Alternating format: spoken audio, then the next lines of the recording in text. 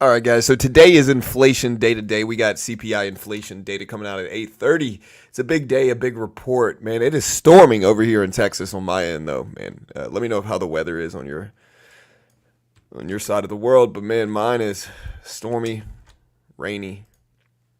Finally cleaned up a little bit though, but I was worried for a little bit. Man, Apple just back up a little bit. Tesla looking really nice. Google up really nice as well. So tech doing great. The only tech stock that's not doing great is Nvidia. But it is time for CPI inflation data chat. I'm ready. Hopefully you guys are ready.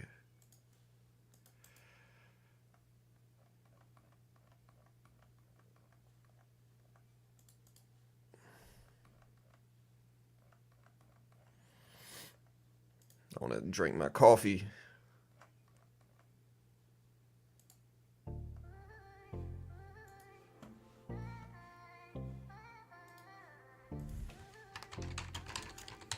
All right, so yeah, CPI is expected today at 3.4% year over year, and I believe it's what is it? Month to month, it is 0.3%.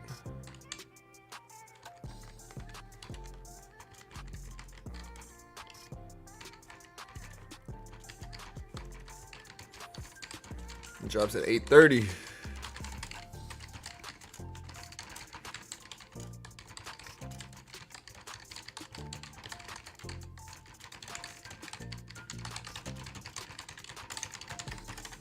Alright.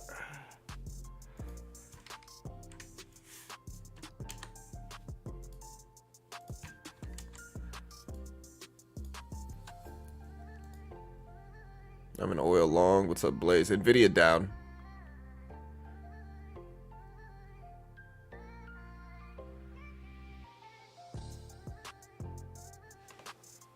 Apple at 170s.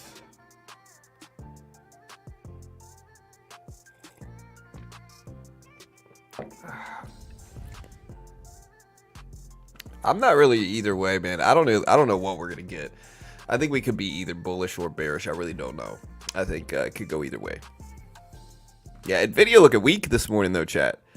How's the weather? Again, my side of town, it's freaking storming, bro. It's been storming. It's got a little bit better.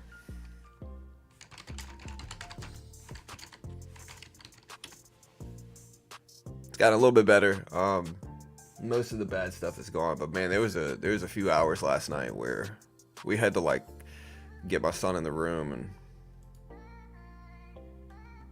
it was loud, rainy.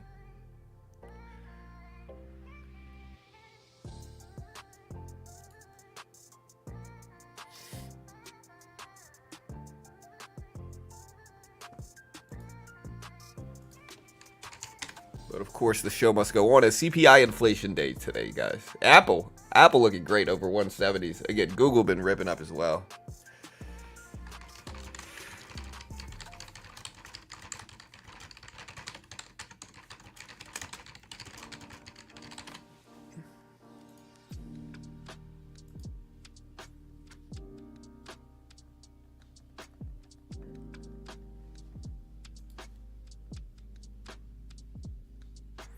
Can't wait to hear CPI data. If it goes well, I'm going to open a 100K long position on crypto. Hey, good luck, man. You got to understand, though, sometimes CPI and crypto aren't naturally correlated. The reason for that is that crypto can be an investment, but it also is an inflation hedge. And so sometimes people run to crypto when inflation fears are there. Not always, of course. This varies, certainly. This is certainly not every inflation report that we see in nuance like this, but it can happen. So I guess the point is, it'll move Bitcoin to a little bit. Most of the time, it'll move Bitcoin just in a normal, like if it's lower than expected, Bitcoin goes up and vice versa. But it's not always like that. And so it's not as easy as like, hey, CPI comes in at this, let me do this, right? Like, it's not always like that. Unfortunately, it certainly varies month to month. Market's bearish, no? I mean, I wouldn't really call it bearish. I think the SPY or the Q was up to 440s.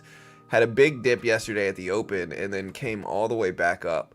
and bounce back up. I was pretty green all of yesterday, though. So, like, my portfolio was pretty green almost all of yesterday. You know, I'm in Tesla, and Tesla's been doing really, really well.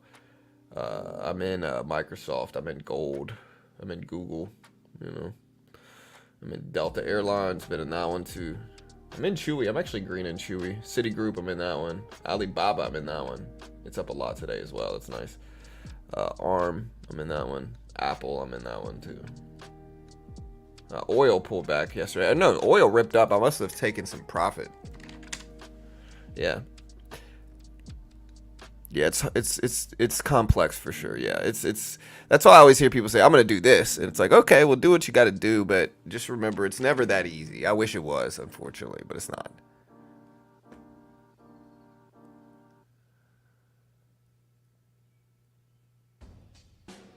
I found a guy. So this guy, Mike Hoffman, is talking about this guy. He said, I found a guy, and again, I'm quoting this guy, Mike Hoffman. He said, quote, I found a guy who goes around the U.S. asking 70 to 100-year-olds their biggest regrets, their biggest lessons, and advice to their younger self. Oddly enough, most of their answers are the same. Here are my top 8. How does it feel to be 79? Crazy, because my body's 79, but my spirit's 26. Something you thought was really important when you were younger, and then you got older, realized it wasn't important. Probably money. It makes it easier, but it doesn't guarantee joy. Good health is important, and luckily I am blessed. Have you lost someone you really love? Yeah, my husband. We were together 43 years, married 38. Great life, but it ended. I was sad, but life goes on, and you have to make the best of it. I don't want to watch a bunch of these, but these are sad, man. I truly already understand what most of them are gonna say. Most of them are gonna say money, work. They're almost certainly gonna say work, right? Like, I don't know. The way I see it, like, work is just an extension of human beings' competitive nature in general, you know? So if it wasn't, like, if we like, work has evolved, certainly, but if you go back to cavemen, you know, cavemen were trying to, you know, learn the best skills they could to bring in the most food for their tribes and stuff like that. So I think it's all just an extension of that with technology is all it is, you know, and it's evolved a lot, but yeah. I think the saddest thing like that is Steve Jobs, right? When Steve Jobs, you know, I think he had throat cancer or stomach cancer. He had a very famous quote that was essentially like, and I'm going to paraphrase it. It's essentially like, I made all this money, but you realize that, like, none of it mattered, and that what really mattered was my family and my friends, you know? So, live life well, guys, I guess is the point. We're going to go with Google up to almost 160s here. I took a little bit of profit on Google yesterday, though. Crypto, man. Bitcoin all the way down to 68K. Yeah, it's a little too sad for me, I think, right now. I'm going to move on, you know.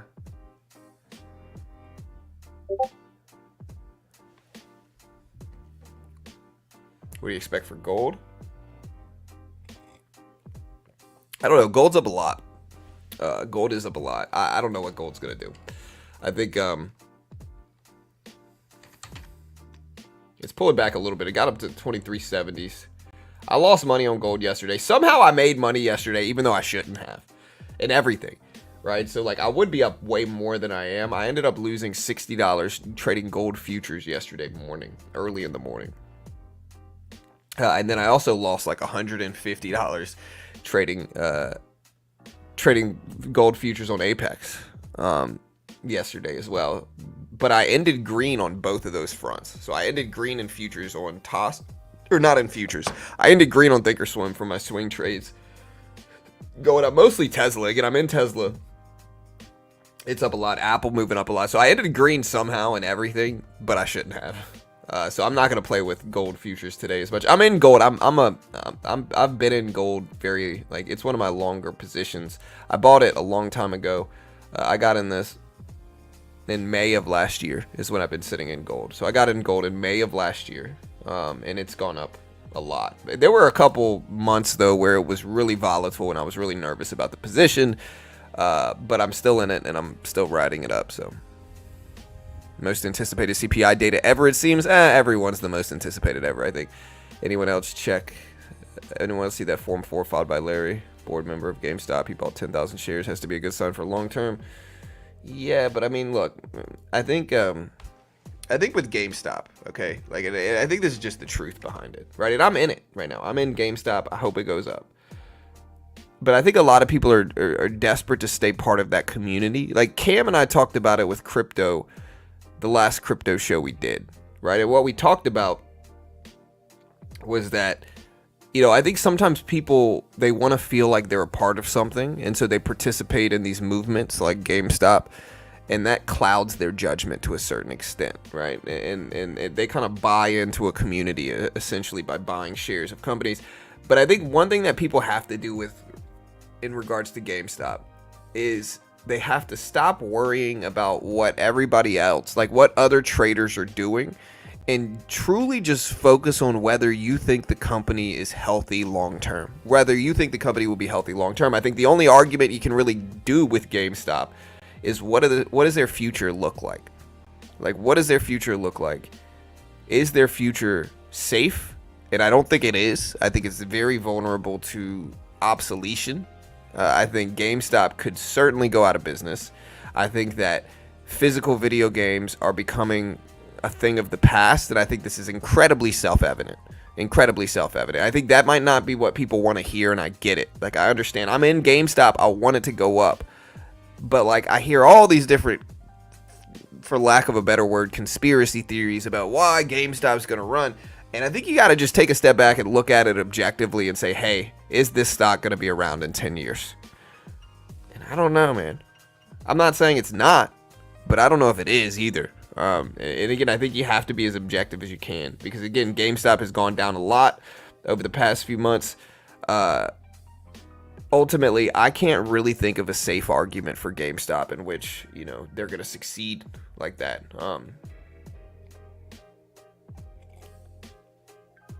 And I hope they do, man. I really do. I hope they do. But I think it's risky. Hey, nice doctor. Congrats, bro. Anyone get juicy news on Nvidia? Just keeps profit taking. Yeah, Nvidia down to 840. It's very weak looking today, but the rest of tech is doing well, so that's good. How will the dollar index react if core CPI is 0.3%?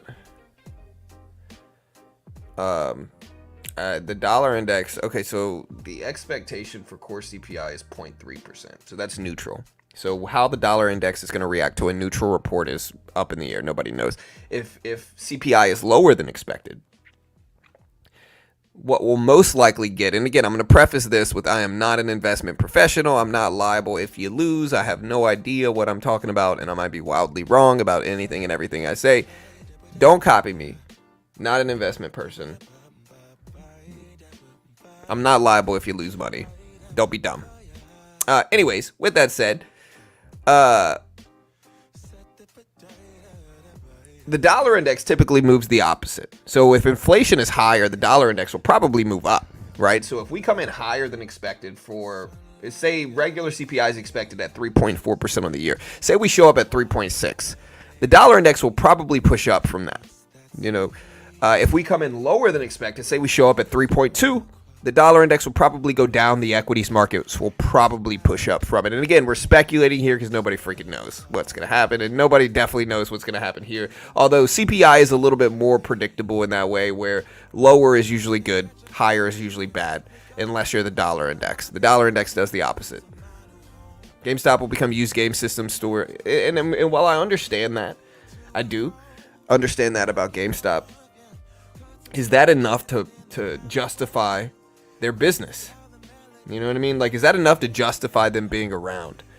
I think one of the things they should pivot to is becoming like a collectible store, man. Sell used. Listen, they should sell used video games, used video game supplies, consoles, controllers, stuff like that. But also like Pokemon cards, trading cards in general, Funko Pops. You know what I mean? And I know they already sell those to a certain extent, but they should really redesign their stores to be that. Because again, selling physical copies of video games looks like Blockbuster. It really does. And I think there's a path, but I think they have to be smart about it. I don't think they can. I think they have to be honest about it. You know.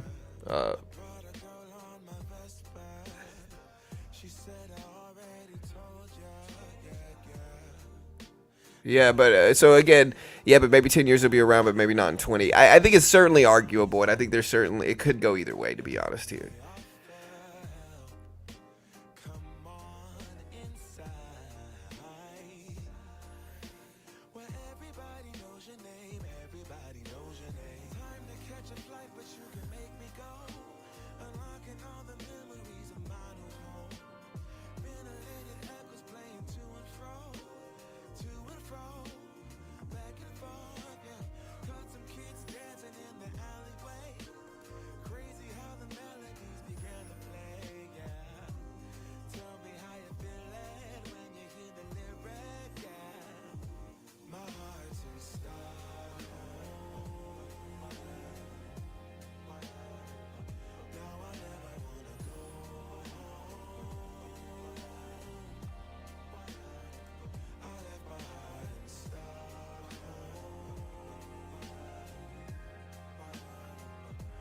All right, chat.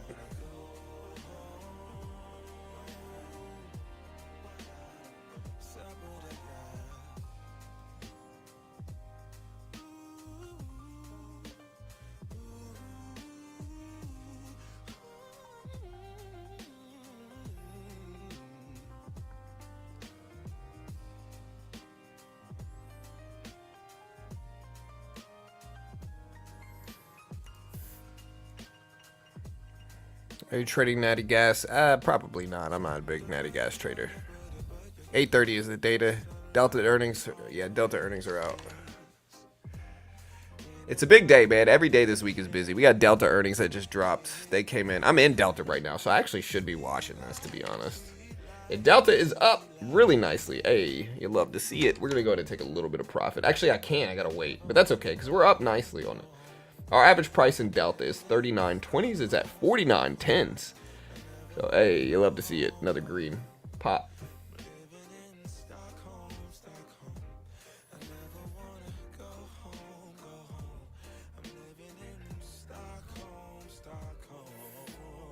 What kind of software broker do you use for trading? I use a bunch of different ones, man. Just depends on what I'm trading, when I'm trading. So, yeah, Delta earnings showed up at Delta earnings showed up at still waiting here. So yeah, Delta earnings showed up at 6-cent EPS profit, revenue of 13.7 billion, adjusted EPS of 45-cent profit. Delivered record revenue in Q1. International passenger revenue was up 12%. Again, so Delta came in better than 12.88 billion at 13.7 billion revenue, 36-cent profit per share. They expected 36-cent profit per share. They ended up showing 40 something. They ended up showing 45. Here's Delta numbers right here if you want to check them out. Hey, what's up, Trading Par? There's Delta numbers right there, chat.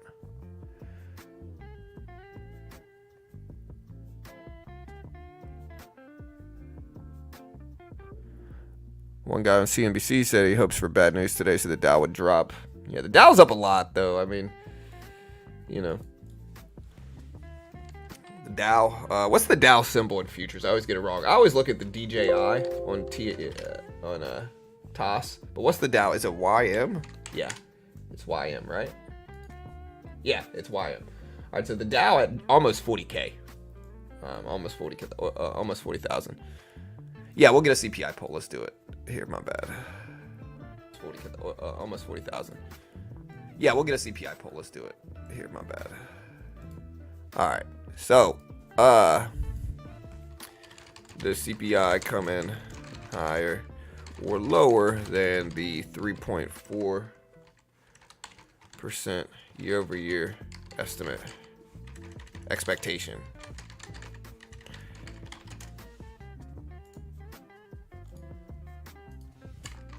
Higher, lower, as expected. John is top 3. All right, guys, vote of the poll. Let me know what you guys think. Delta, rip it up to almost $50 a share. And again, we are in Delta. We're in at 39.20s. It's almost up to $50 a share. I think he said it would come in at consensus. He didn't say anything about what it would show up as or what it wouldn't. Nobody knows, what CPI is going to show up as, to be honest. Like, truly nobody knows.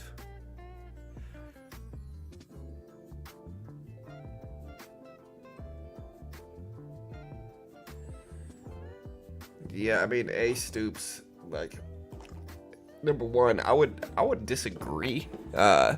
Stoops, and again, I'm not really siding with the current administration, just so you understand. What I'm saying is that, number one, it sounds like you're looking at it too political, from a too much political lens, all right? And the reason I'm arguing that is, like, number one, inflation spiked after the quantitative easing that we got in 2020 and the money printing and, the expansion of the Fed's balance sheet with bond purchases and all these things brought interest rates down to zero, or almost zero, I'm sorry. And one of the consequences of bringing interest rates down that low was an influx of spending from consumers, right? And so inflation spiked, got up to almost 9% around 2021, 2022.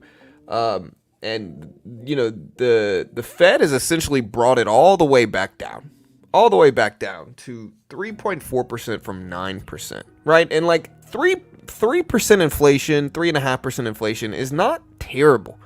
I don't like Jamie Dimon he's been wildly wrong. Number one, he predicted we'd be in a recession right now.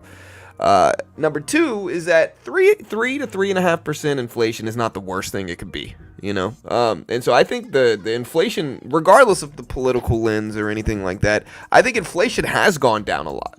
I think inflation has decreased. And I think if you're looking at it objectively, the decrease from 9% down to 3.5%, it does look a lot better than it did. The economy is in a lot better shape than it was in. And the economy's doing pretty well right now. Unemployment's low. Inflation's at 3.5%. PCE was at like 2.8%, right? So depending on which inflation metric you're looking at, it's anywhere between like 2.5 to 3.5%, which is low. 2% is hard to get to. Jobs are good. Unemployment's low. It's not the worst it could ever be. It is an election year, and so they're going to pamp these numbers, for lack of a better word, a little bit as well, of course. But I guess the point is, like, acting like we're just in some terrible, terrible economy is just not accurate. Regardless, again, I'm not really siding with anybody politically, but we're not in some horrible, we're not in some horrible economy, I guess is the point.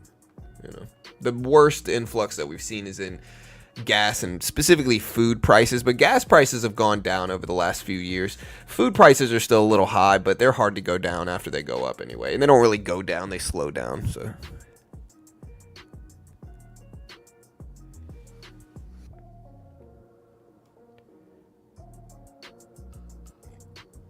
and again, I'm not necessarily against you. I'm not really big political guy. I'm really not. Like, it might seem like I am, but I'm really not. I dislike both sides.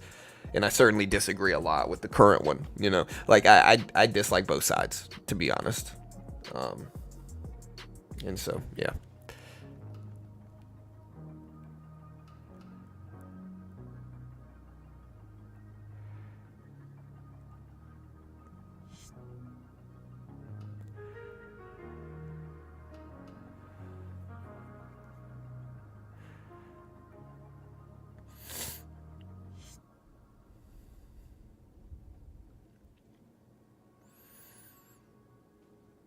Learn something new every day. Thanks, Jay Pawn. I'm assuming you mean me. I'm Jay. If not, there's another Jay here. My bad, bro. But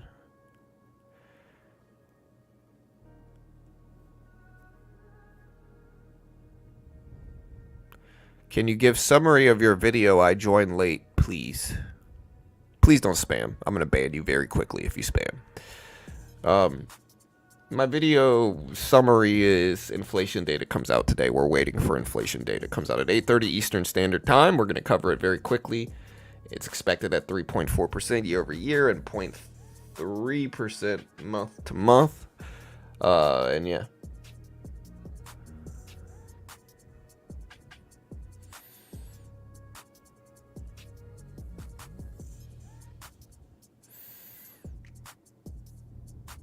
I mean, inflation's not objectively high. It's at 2.8 to 3.5%. It depends on what you look at. Again, PCE data came out a couple weeks ago. It was pretty low. It was 2.8%, which is not bad. Again, this 2% target sometimes is not the most reasonable expectation, in my opinion. I think it's hard to get it down to 2. It's very difficult. It's not easy to get any type of inflation in any moment in any market down to 2%. It's just very difficult, So using that as the standard is, I think you got to zoom out a little bit and understand like 3, 2.5, 3.5 is good. Like it's good enough. It's not like, I guess the point is it's not like catastrophic to be at 2.5 to 3%. And again, the good part is that like unemployment's low, jobs are doing well, markets are doing well. So I mean, we can act like it's the worst it ever is because we dislike the current administration or whatever the reason people act like that. But in the end, this is something I've been very, I'm not going to say pushy, but I've been very, I've been doing my best to make sure people understand. Like, despite any side telling you the economy's doing great or bad, the economy's not bad right now. It's just not. We're not in a recession. We're not in a depression. Unemployment's low. Inflation's 2.5 to 3.5%, depending on which metric you look at. Jobs are doing well. And so, we're doing okay. Markets are pumping up, breaking highs. So, we're not in some, depression or recession or whatever. We'll see what GDP data shows up with next time.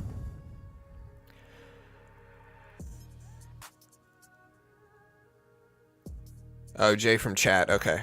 Yeah, I didn't know if you meant me, Jay. All good. Yeah, Blaze, you didn't thank me, bro. How dare you, sir? You're going to thank Pawn. You're going to thank Jay, and you're not going to thank John. And how dare you? No, I'm just joking. It's all good. In CPI, we should go long or short. That's super simplified. In CPI, we should go long or short. I think it depends on what the data shows up as. I'm not telling you to do anything. Conventionally, if inflation comes in lower, that's more bullish and optimistic for markets. Markets will probably push up. The more low they come in, the more low inflation comes in, the more markets will probably push up, and vice versa. The higher inflation comes, the less likely markets are to push up, and the more likely markets are to come down. So people are bearish here, or just some drama wishing. I think you got some people that are truly bearish. I think a lot of people, again, I think what it really is that I think a lot of people just missed out on the bull run that we had last year. And so they're bearish because they missed out on the bull run, I think some people are truly bearish. And again, to be honest here, guys, like in all honesty, I think that there is a chance that the market can come back down a little bit. I think that if Nvidia starts to turn and Nvidia drops down to like $500 or $600 very quickly, I think that could crash markets. And that's the biggest crash argument that's the most plausible, I would say. Again, I'm not saying that's going to happen. I hope it doesn't happen. I think AI is a powerful, powerful software. But yeah.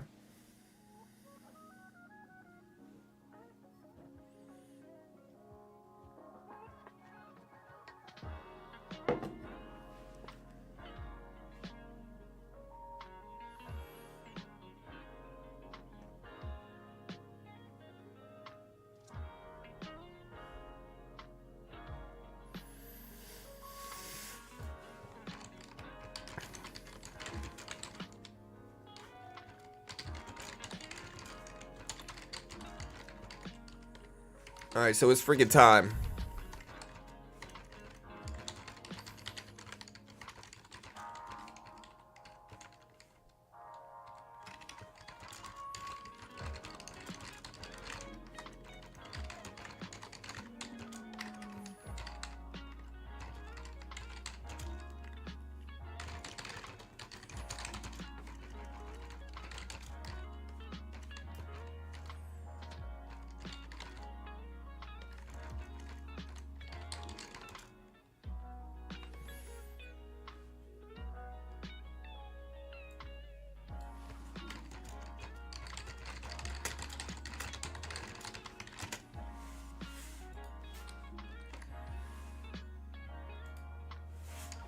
All right, chat.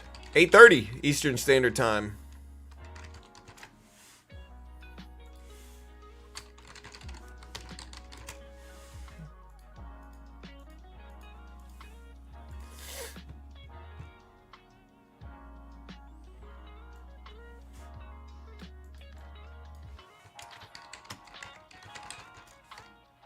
All right, so yeah, CPI inflation expectations 3.4%. You know, here's the problem I have with Jamie Dimon.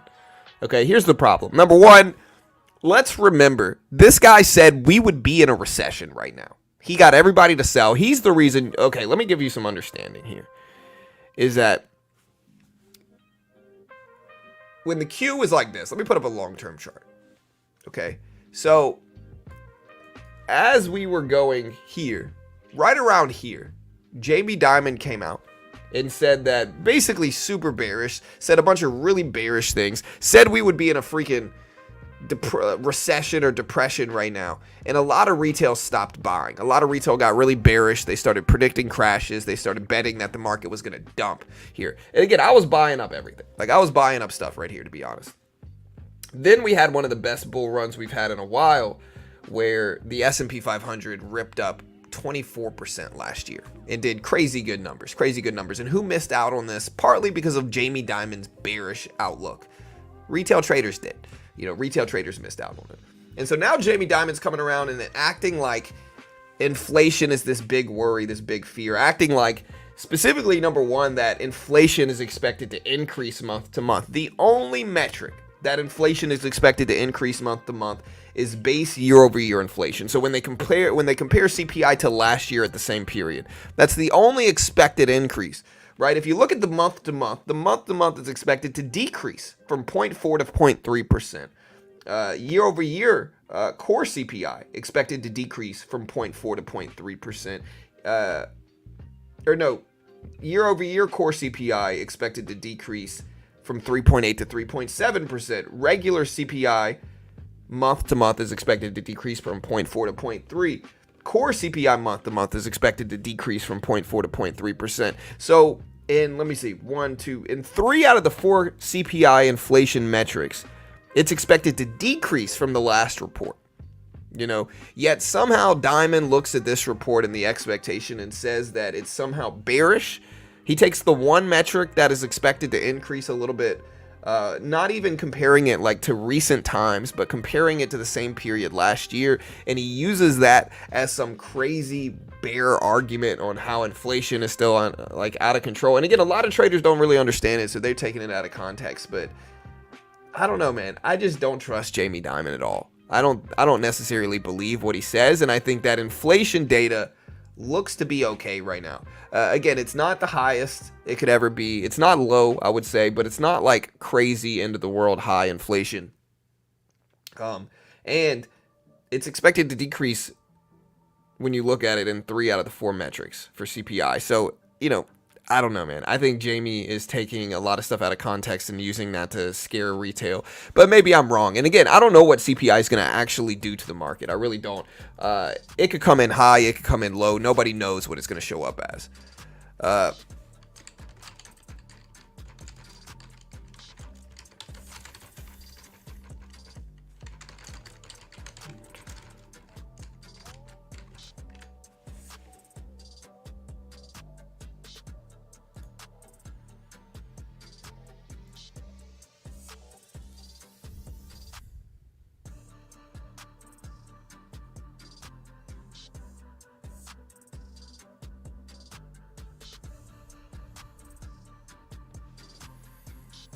Jamie Dimon was spot on during the...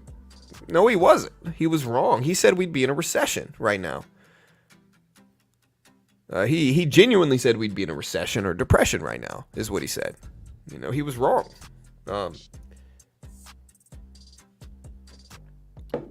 So, I mean, you know, he was bearish and wrong about what would happen. If you don't know who Jamie Dimon is, guys, he's the CEO of JP Morgan. JP Morgan Chase. Yeah, he's the CEO of JP Morgan Chase. But yeah, I just don't know. I base all my trades around The Simpsons. Hey, that might be the way to do it. But we are in a recession by what metric. So Vito, again, I'm not trying to target you, bro. But why in the world do you think we're in a recession?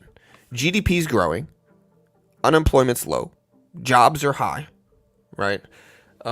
Right now, again, the risk is not. I think people who say we're in a recession don't really understand economics. And again, I've seen this a lot. I'm going to say it again. Let me give you a economics 101 breakdown, since a lot of people seem to not understand what a recession is.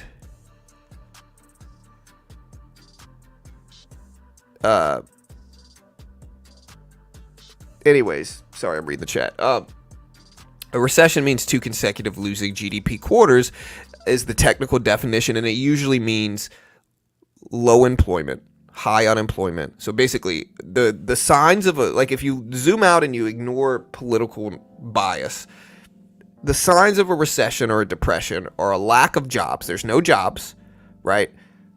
People are spending too little, okay? And we have losing GDP growth quarter to quarter. All right, those are the 3 signs that we're in a recession or a depression. Those things are obviously not here right now. In fact, we're on the other end of the fearing spectrum in terms of there's 2 sides.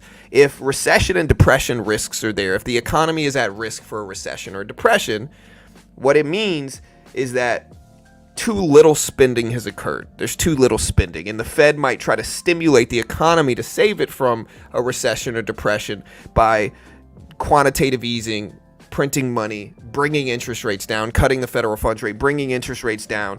And when interest rates go down, consumers are paying less in mortgages and finances and financing, car financing or whatever, and lending. And so they can spend more money, and it stimulates the economy. It saves it from its too little spending situation, which is a recession or depression.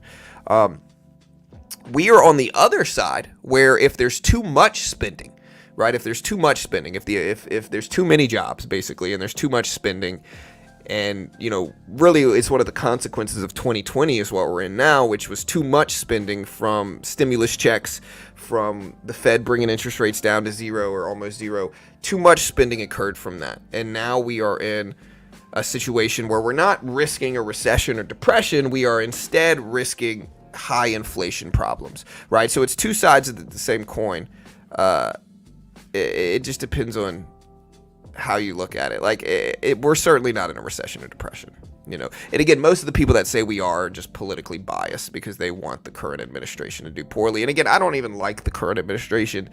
It has nothing to do with that. It just, if you listen to Jerome Powell, we're not in a recession, And again, maybe y'all don't trust him, but I think you do have to look at it objectively and understand what the current market is, which is too much spending is occurring right now. There's too much spending to a point where inflation fears are there, not recession or depression.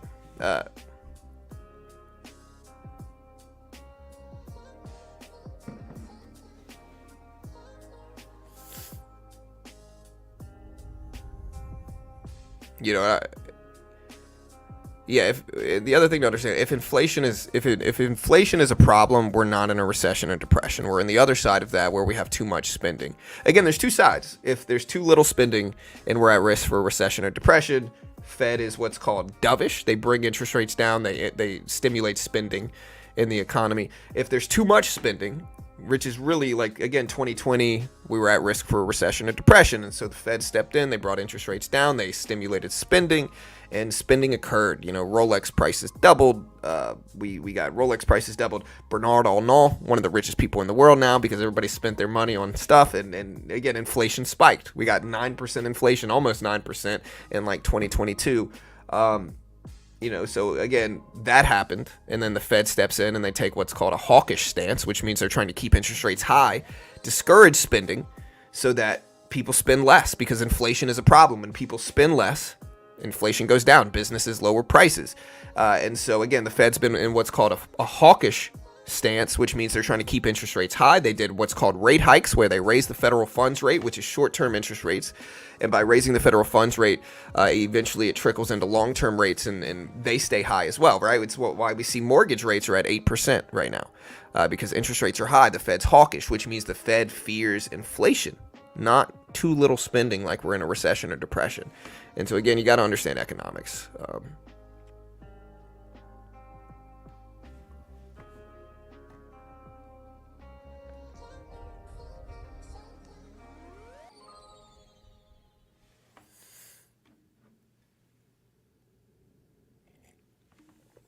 And again, I want to say this: I'm not attacking anybody for their political stance, and if you feel like I am, understand I'm really not. Like, it's all love here. It doesn't matter who you root for. I really don't care about any of that stuff. It's all about really understanding like what a recession and depression is, what inflation is, what the Federal Reserve does, and the different sides of the Fed, like what they're basically their tools and what each mean, like what their stances mean.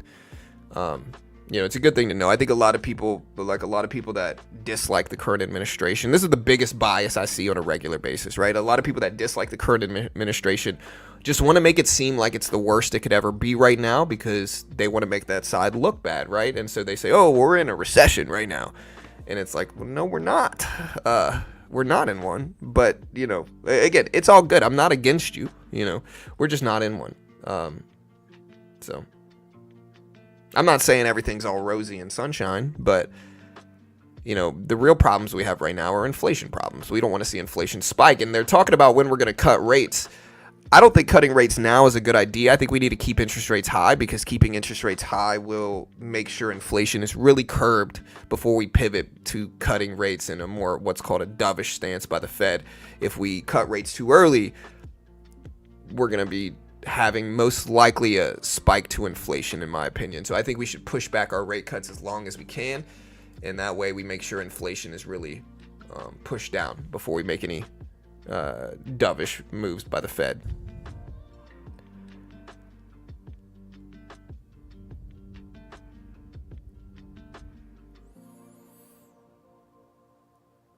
How can we say the word economics when the exchange is running legal gambling with options trading? What? How is that? What does that have anything to do with what I'm talking about? To be fair, soft landing is more rare than recession after high inflation, but maybe Powell's just good at what he's doing. I don't know, man. I think I'm not saying we're out the woods, but I don't think I don't think the risks right now are recession or depression. They're just not.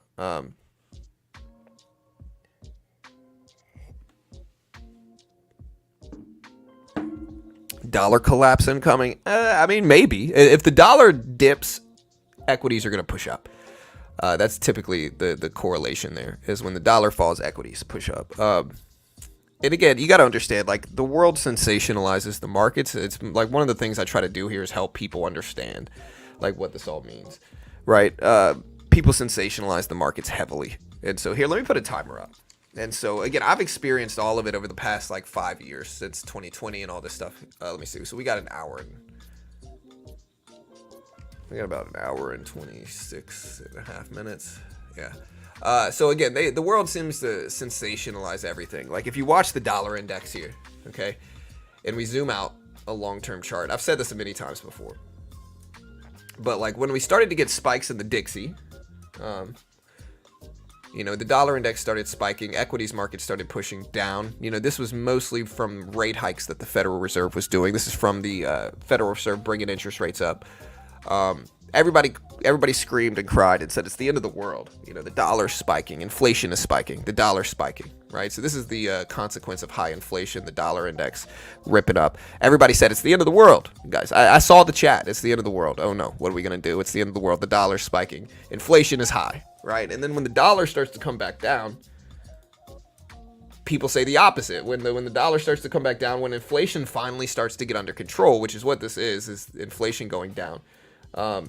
What did people say? People said, oh no, the dollar is collapsing. It's the end of the world. The sky is falling. The dollar is crashing, they say. And so I guess the point is that no matter which way it goes, people are going to sensationalize it and make it seem like the sky is falling. You got to stop, zoom out, and understand where people are pulling you in different directions. I'm going to take a little bit off of Delta. I'm in Delta right now. My price is 39s. And so it's at 49. So we are up, a really nice 25% on this position. I'm going to go ahead and take some off, lock it in. And, yeah, we'll see if we can break 50, but we already took most of the profit off. I'm also in Google right now. I think I'm just going to stay in Google, though. I'm in Delta, Chewy, Citigroup. I'm in Baba right now. I don't know if I should take any off of Baba, though. It's up a lot. I'll take a little bit off of Alibaba just because I can. All right, lock that in. 2, protect the trade.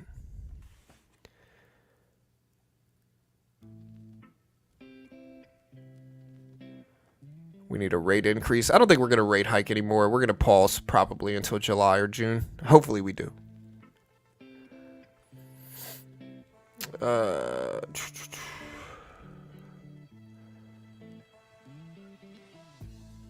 Rent versus income. Keep ignoring that data point. I mean, listen, rent to income is weird right now. Where I agree that it's expensive to. Property's expensive right now. It's because interest rates are high right now, man. Interest rates are high. That's what the Fed's trying to do. They're trying to discourage spending in that way, right? That's what they've been trying to do. That's what combats inflation. So, do I want rent to be lower? Sure. But, for house prices and mortgages to go down in general, you need interest rates to go down. And again, if you want, the problem is this, okay? If the Fed keeps interest rates high, people are going to complain about high interest rates. They're going to play, mortgages are 8%, auto financing is 12% or whatever it is right now for the bad ones. But if the Fed brought interest rates down, and we had that big influx of spending that accompanies that, people would be complaining about inflation. People are going to say, inflation problems. The Fed doesn't care about us. Now inflation problems are there, right? So no matter which way you go, people are going to complain heavily about it, right? If interest rates are high, they're going to complain about, house rent and house prices like you see him. If interest rates are low and spending increases, we're going to get inflation from that. And so then people are going to complain about inflation. And so it's a very tricky thing. Like you're not going to make everybody happy. And really by the Fed bringing interest rates high, the point is to discourage the economy, to discourage spending, because when spending is discouraged, interest rates go down and or inflation goes down. I mean, so it's kind of a pick your poison scenario, I think there. How do you think the election in about half a year will impact the Fed rate policy? I don't know. I'm not sure. I think typically markets behave well during election years because, they're election years. Outside of that, I'm not sure.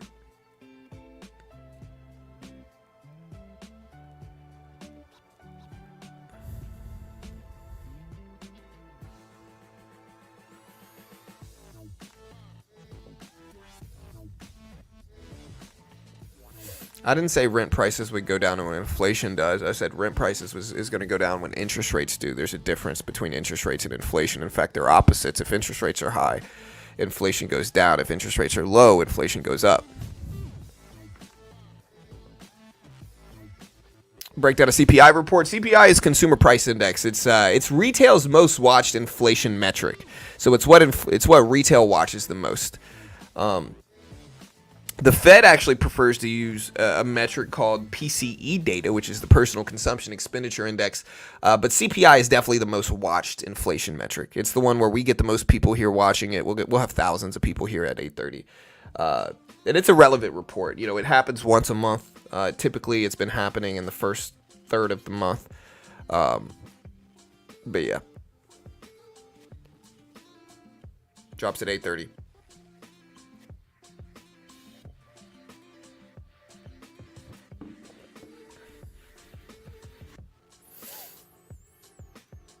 People will complain, but they still need to live in a home or apartment and food. Yeah, I mean, I feel you. I want prices to be low for everybody too. But again, it really is very nuanced, is what you learn when you it's super nuanced, Vito. You know what I mean? Like, it's not like we can just blindly say we're in a recession, because we're not. The problem with the economy right now is not recessions. It's that, which again, when you hear recession, think too little spending. Too little spending is not the problem right now. In fact, it's the other side where we've had too much spending, specifically from 2020, right? To really understand it, you have to understand the broad economic picture. And I'll show you right here if you really want to understand it. Just listen to what I'm about to say. All right. So the Fed has multiple tools that they can use. If there's too little spending and we're risking a recession or depression, the Fed can stimulate spending by bringing interest rates down. They bring what's called the federal funds rate down, which is short-term interest rates, and eventually that trickles into long-term rates. It takes some time. There's a lagging effect, but eventually it trickles into long-term rates. And so if we have too little spending risks like 2020, like 2008, we had too little spending because of the mortgage crisis in 2008, because of the pandemic in 2020, the Fed steps in, they bring short-term interest rates down to almost zero. And that causes people to spend more because when interest rates are down, people have more access to cheap lending. They can spend more on other stuff. Essentially, if you're paying less money in your mortgage payment or in any other type of loan or whatever, you're going to have more money to spend on other things. And so by bringing interest rates down, it stimulates spending, right? One of the consequences of the Fed, and that's called a dovish Fed, right? They can do they do this through they can just straight up cut the federal funds rate. Quantitative easing, which is essentially the Fed expanding their balance sheet. You know, they come in, they buy a bunch of bonds. That impacts a lot of things, but ultimately, eventually, it trickles into bringing interest rates down to consumers. It's called quantitative easing. And so the Fed has these tools. Again, that's what's called a dovish Fed. A dovish Fed means they want to expand the economy. They want to stimulate spending. The other side of that, again, one of the consequences of that, in 2020, we'll use this as an example. Okay, so let me find the graph here for you guys. So here's the federal funds rate, short-term interest rates. Look, here's 2020, right? So 2020 happened, the pandemic happened, too little spending occurred. And so what does the Fed do? They bring interest rates down to almost zero to stimulate spending, and spending is what we got. They sent out stimulus checks as well. All of these things contributed to more spending. Right. One of the consequences of that is inflation. When people spend more, businesses raise prices. If you put out 50 pieces of bubble gum every day and in 30 minutes you're sold out, you might raise the price of your bubble gum. Right. And so in that regard, prices shot up after 2020 because the Fed had to bring interest rates down. And so once we got that, the Fed maintained these low interest rates until January of 2022. And afterwards, we started getting inflation spiking. If you look at let me see if I can find an inflation graph.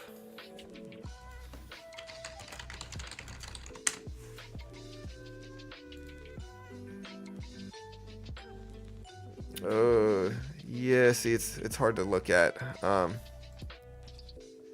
me see if it'll let me see there. Well, yeah, I'm trying to see if I can see a. Anyways, the consequence of bringing interest rates down this much was inflation spiking, right? So inflation started to spike again in 2022. We started to get inflation at almost 9%, crazy high prices. Because again, people were spending more because that's what the Fed wanted to save the economy from 2020 and the pandemic. So the Fed will then take another approach. They'll take the other side, which is they will start bringing interest rates up. They'll start rate hikes is what it's called. They raise the federal funds rate, which is short-term rates, and they push interest rates higher. It's one of the reasons you saw cheap mortgages, and then you saw mortgage prices. You know, the 30-year MBA is 8% right now. You know, so again, the Fed brought interest rates up to try to combat inflation. That's called a hawkish Fed when they are trying to keep interest rates high, which is what we're in right now. The Fed's doing quantitative tightening, which means they stop buying bonds. They let their current balance sheet holdings mature and expire and run off their balance sheet, and eventually this trickles into banks having worse margins. They raise interest rates to consumers, and interest rates go up, right? So we're now in a period of what's called a hawkish Fed, which means the Fed fears inflation and they're trying to keep interest rates high, right? So the Fed they raised the federal funds rate for a long time, and since then we've been pausing the federal funds rate, which is the Fed rate hike decision that happens every 6 weeks. The question now is, when does the Fed cut rates? And today's inflation data is certainly going to impact when the Fed chooses to cut rates. The Fed likes PCE more, but they do look at CPI as well. So again, if inflation is under control, the Fed's more likely to cut rates earlier, right? Because if inflation's under control, they can start bringing interest rates down.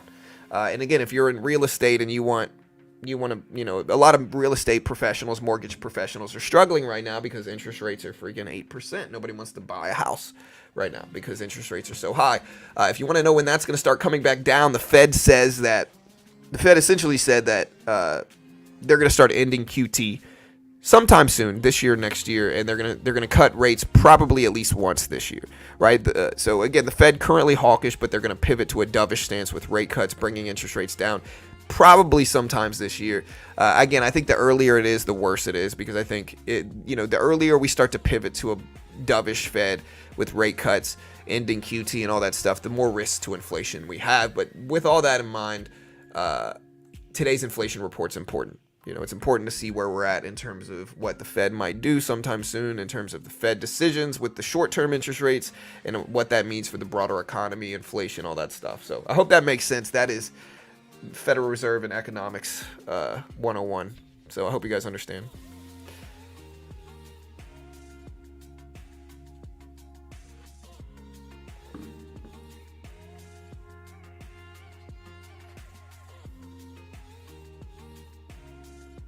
John is top 3, definitely top 3.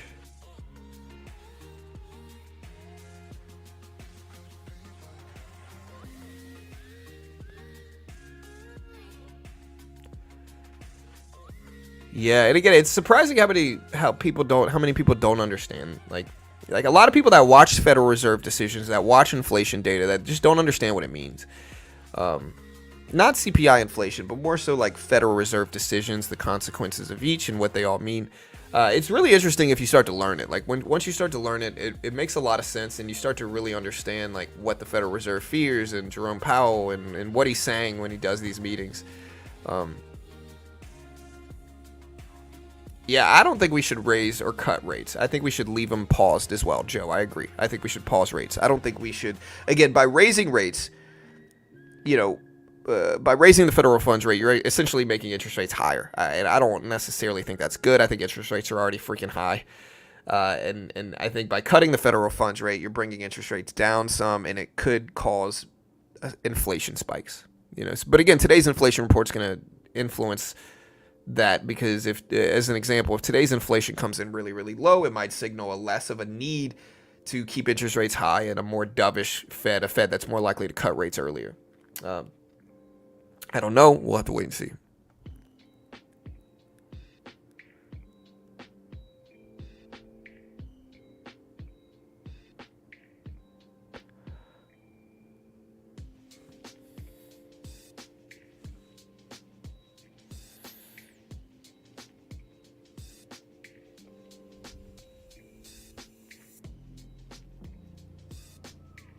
Bro just took me to school. Right.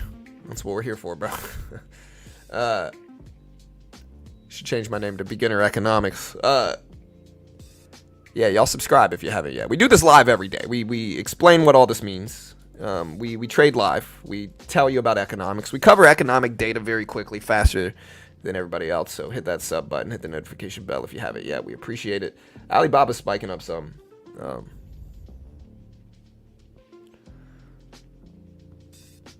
I wish the Fed members didn't talk. It should just be JP. Well, yeah, the Fed members are all the accompanying banks. Like the Federal Reserve is like the big bank that polices and creates policies and supports the other banks, right? So it's the Federal Reserve, and then it's all the regional banks that encompass the Fed, which is like Atlanta with Raphael Bostic. Like you got a lot of different ones. You got a lot of different members, but they're just the head of the regional banks. Powell is the head of the main bank, the Federal Reserve. So there are differences. Like they're technically all Fed members, but Powell's at the top. That's why what he says influences things a lot more than the others. United Airlines ripping up breaking highs.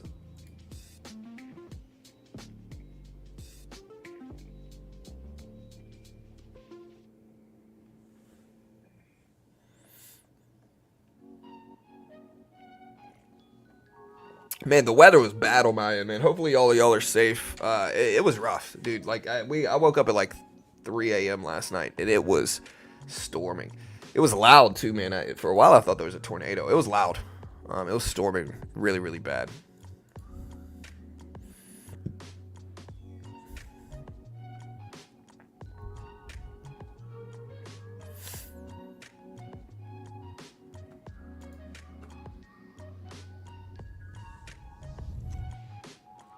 Yeah, CPI.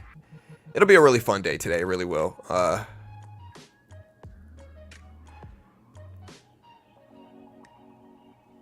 it'll be really fun. We got a decent amount of votes. So we asked people, CPI data drops. Do we show higher or lower? 53.5% think higher. 46.5% say lower on X.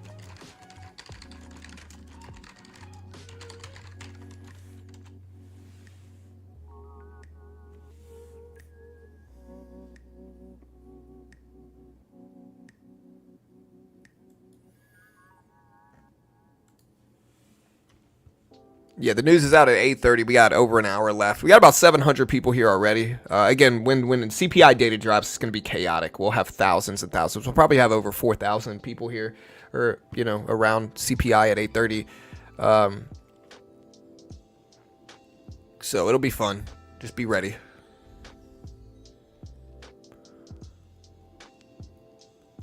Politics should not have an impact on economics.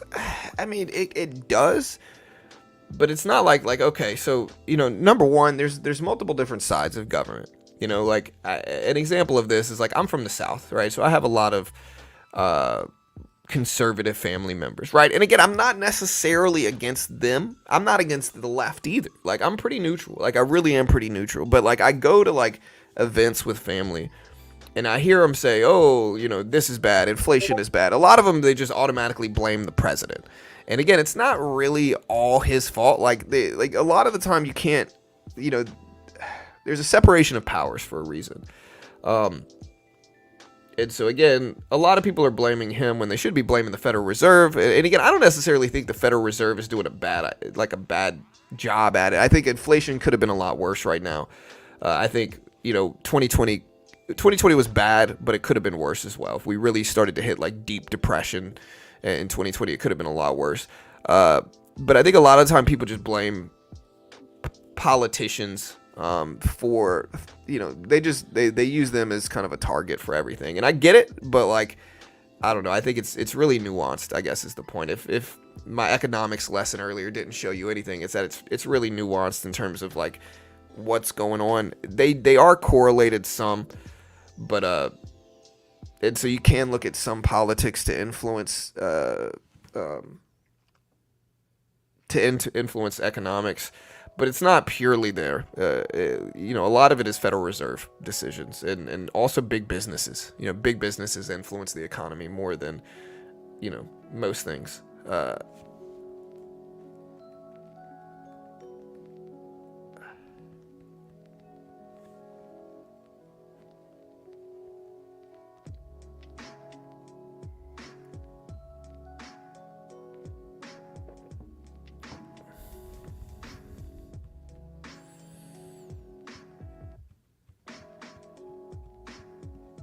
Yeah, I mean, listen, guys, a lot of y'all sound really emotional. I'm not saying politics doesn't influence the economy at all.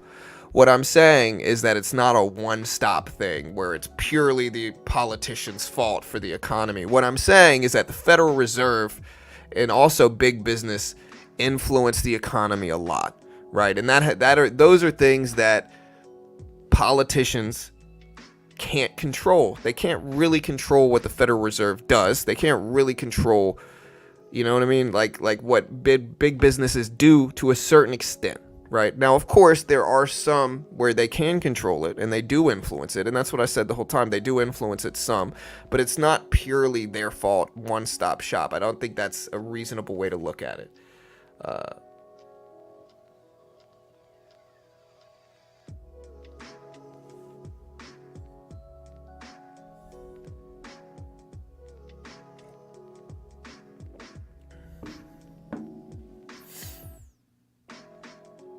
Recession is 2 consecutive losing GDP quarters, Drew.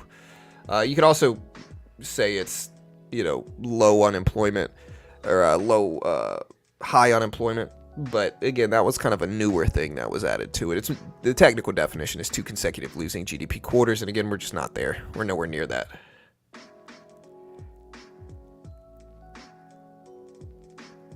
Yeah, I do have to have this convo every day, man. Again, people are emotional. It's all good. Oh yeah, debt's certainly going up. They can certainly control that. Not saying they can't. We discussed gold. Yeah, we're watching gold. Gold has spiked up a lot. Gold has spiked up a lot. I'm in gold. I've been in it since last year. I'm up a lot in it. At the same time, though, it's up so much that I'm less likely to add more to it at these highs. Like, if it pulls back some, I might add to gold. But up here, it's a little bit too high, in my opinion.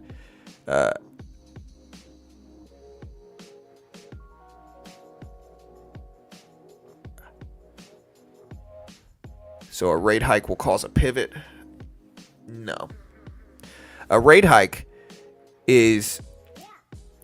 would be a continuation of the Federal Reserve's current hawkish stance. Hawkish means they're trying to keep interest rates high. Dovish means they want to bring interest rates down and stimulate spending. Hawkish means they want to keep interest rates high and discourage the economy because there's too much spending, which is what we're currently in, right? What we're currently in is the Fed is basically signaling that there's too much spending. That it's one of the things like you'll see where we get payroll numbers. This is the easiest way to put it, right? We'll get payroll numbers as an example. Now, conventionally, higher payrolls is good. It means a thriving economy, higher GDP growth, right? It's conventionally a good economic indicator. Payrolls, right? Lately, because again, the Federal Reserve is fearing inflation over a recession or depression. They're not fearing a recession or depression. They're fearing inflation problems. And again, most of this is from 2020, the quantitative easing, money printing, low interest rates, the Fed stepping in and bringing interest rates down, desperate to stimulate spending so that we could save ourselves from 2020, right? The consequence of all that spending is inflation.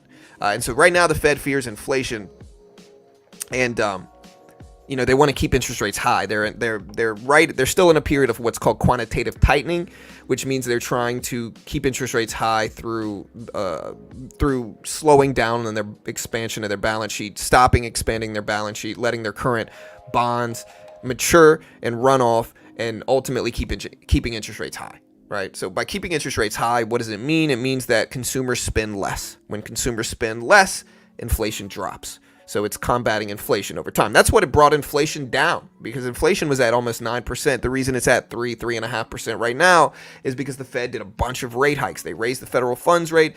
They stopped expanding their balance sheet, and they kept interest rates really high. Again, mortgages currently at 8%. Interest rates are high. And so, yeah, that's happening right now. But again, a rate hike would be a continuation of the current stance by the Fed, which is hawkish, meaning they want to keep interest rates high. Rate hikes means they're raising short-term interest rates, keeping interest rates high. Again, the Fed's going to pivot out of that sometime soon. I don't think they're going to raise rates either. I think they're probably going to continue to pause rates. They're going to pause rates this upcoming meeting in 3 weeks. I don't think they're going to raise rates. I think raising rates is a bad idea as well. I think we should pause for as long as humanly possible. I think the earlier we cut, the more likely we are to have inflation spiking and inflation problems as a consequence of that. But I don't know. Yeah.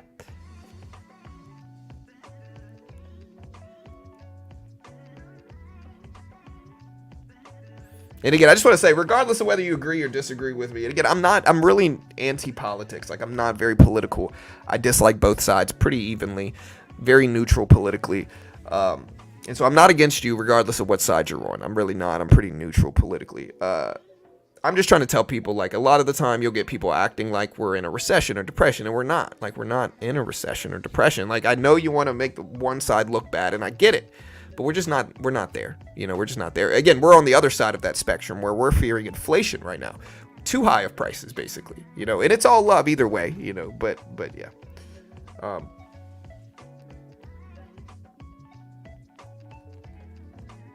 Do you think gold is going up? I have no idea. I think gold is already up. I think gold is already really high, and it's been spiking over the last 3 weeks or so. So again, I'm not really I'm already in it. I'm going to stay in it. I'm not really going to take any profit because gold's kind of a long-term investment. To keep up with inflation, it's a long-term investment.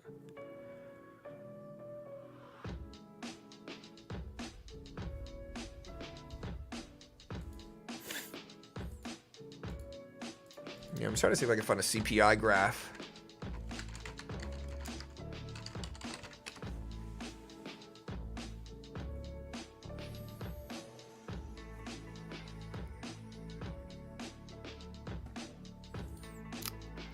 An inflationary depression, bro. Unemployment's pretty low right now to be an inflationary depression, sir. I mean, maybe. I don't know. I mean, I guess you could argue it, but if you had gold, is it physical or digital holdings? Yeah. So if rates remain, see a down movement in equity? Possible. We don't really know. To be honest, we don't really know.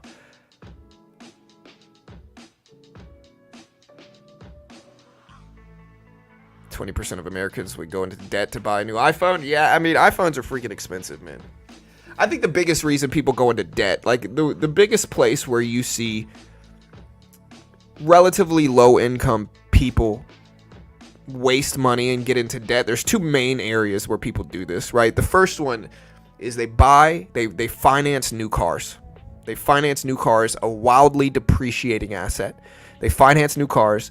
They lock themselves into long-term debt, and it depreciates 40% when you drive it off the lot, or drive it for a week or two. It's down 40%. It's one of the worst purchases anybody can make, especially if you don't make that much money, right? So buying a brand new car, specifically financing a brand new car, unless you're trying to build credit and whatever, usually a horrible idea. Like buy a used car. You can get a really nice used car.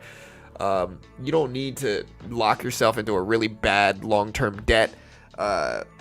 Yeah, that's one reason. The other reason is credit cards, right? Credit cards screw people up a lot.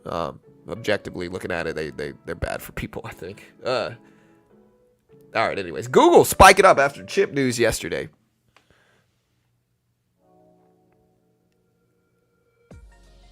So high CPI good for bullish momentum? No. Opposite. Low CPI. CPI is inflation. It's inflation. So high CPI and high inflation is almost always bad, regardless of which way you look at it. The lower CPI comes in, the better it is for markets LT. I know it's confusing. The easiest way to understand it is that if we were at recession risks, right? If there's too little spending, the Fed wants to bring interest rates down, and they want to influence that spending. They want to stimulate that spending. They want to bring interest rates down. That's if we're at risk for recession or depression, which we're not, right? If too much spending has occurred, right? If too much spending has occurred, the Fed wants to keep interest rates high to discourage spending, to bring spending down, to help inflation, right?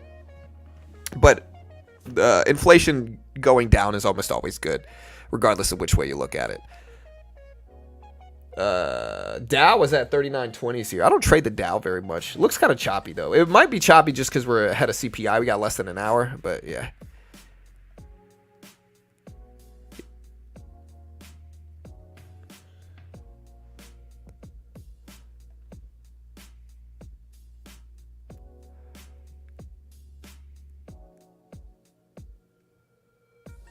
Check ARM. I'm in ARM right now. ARM dipped a lot at the open yesterday, but it's still up. My average price on ARM is 63.50s. Still proud of that average.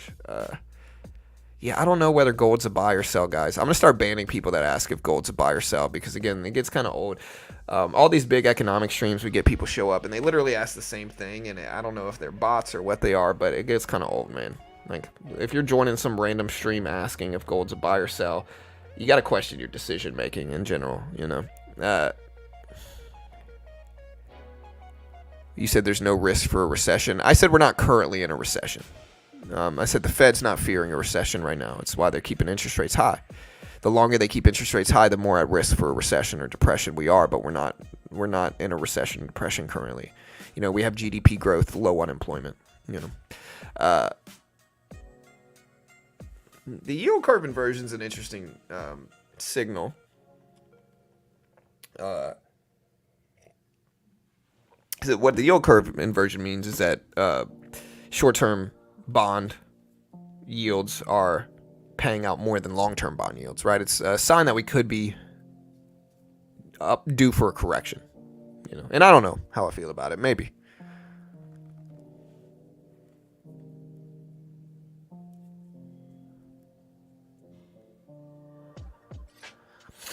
I like gold, but I hold digital gold. I don't own physical gold, you know.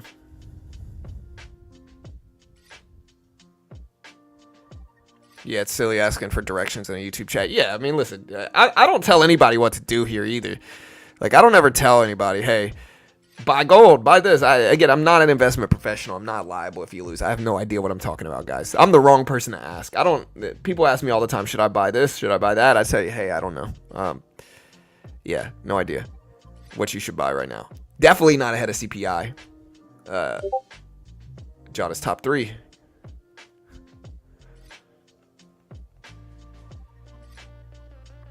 Why would high CPI take the markets? Because we live in an upside down world, sir. CPI is inflation. So high inflation is bad, objectively, right? Are you arguing, Jay, that high CPI is good? And that high inflation is better than low inflation?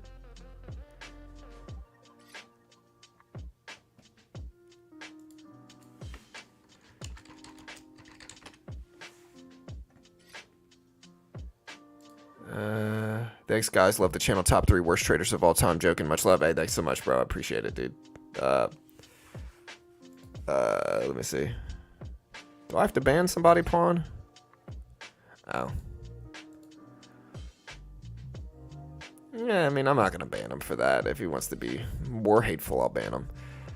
You know, you get people a lot that try to insult. They just, hey, thank you so much, though, for the $20 donation, brother. Thank you, L. I appreciate the dono, brother. Thanks so much, man. For the top 3 worst trader of all time ever in the world, it's a privilege to be here. Thanks so much. I appreciate it. But yeah, you get people that say things, and then they don't even argue them, right? Like, I'm all good for a healthy debate here, bro. If anything I'm saying is wrong, let me know. Like, I'm open to talk about it. Like, we don't have to hurl insults. You know?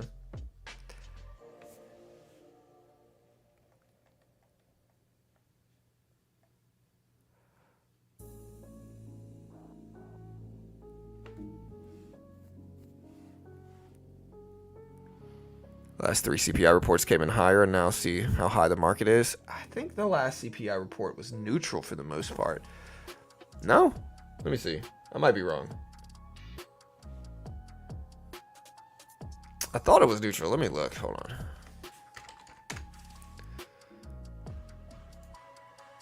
When did the last report drop? It was like the 12th, I think, right? Yeah. Okay. So the last CPI report.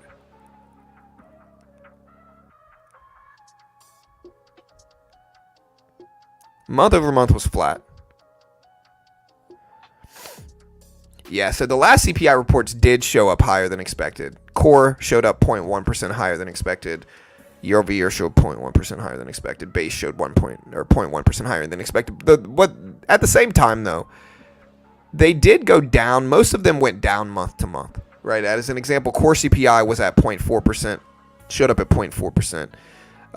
Core CPI year over year was at 3.9%. It dipped down to 3.8%, even though it was higher than expected. So a lot of them, even with higher than expected numbers, the expected numbers are important, but the real one you want to look at is whether they're going down month to month, right? It's one of the reasons, like, I think Jamie Dimon is taking things out of context when he looks at this CPI report, because again, he takes the one CPI that's expected to increase, which is year over year CPI, basically comparing CPI to the same period last year. Which, you know, if we look at the more recent CPI report, again, we look at regular CPI, it's expected to decrease from 0.4 to 0.3. Core CPI expected to decrease month to month from 0.4 to 0.3. Core CPI year over year is expected to decrease from 3.8 to 3.7. The only one he references, the only one that's expected to increase relative to the last one, right? Which is, again, comparing it to April of last year, you know, or March of last year. So, I don't know. I don't necessarily trust Jamie Dimon very much. I think he's been wrong about a lot of stuff, specifically that we're in a recession right now.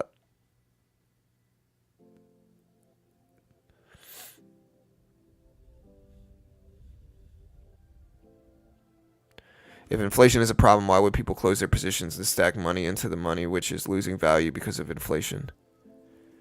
What? Are you talking about the dollar? Yeah, I mean, Will you be watching the CPI report reveal? Nah, bro. My stream is just titled CPI. And the name of my stream is CPI Inflation Data, but we're not going to watch it at all, bro. You know, we got a countdown timer, counting down until inflation shows up. But yeah, we're just going to ignore it. We're going to put on The Simpsons or something, you know. Occidental Petroleum says that total company production is expected to remain within guidance range for quarter one. Citi Research expects the U.S. Henry Hub to average 2.1 MMBTU for quarter three. Delta Airlines CEO says that Boeing is still confident MAX 10 will deliver at some point. And Delta Airlines CEO says travel demand business is accelerating across the board.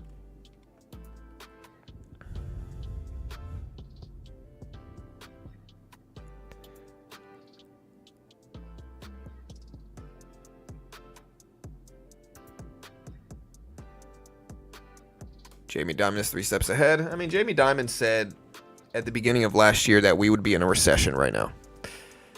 And he also said the market would dump, and the market... Jamie Dimon was bearish. Just to put this into perspective, chat. Jamie Dimon was bearish here.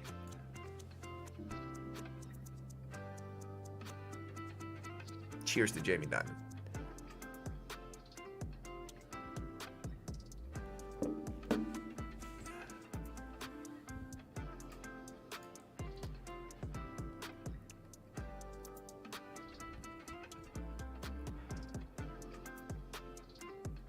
He's intentionally wrong. Yeah, I plausible, you know.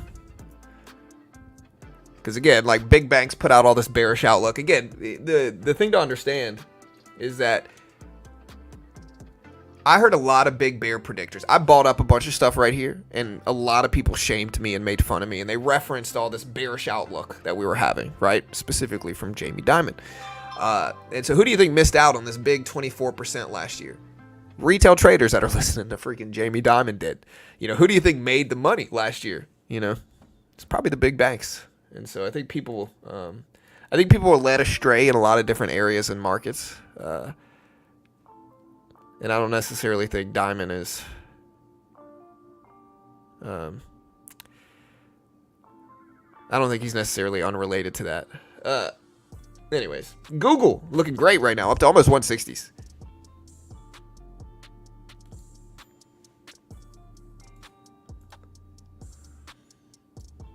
Q is up. Nvidia is still pretty red though. Nvidia down to 850s. Maybe the CPI report will help it, but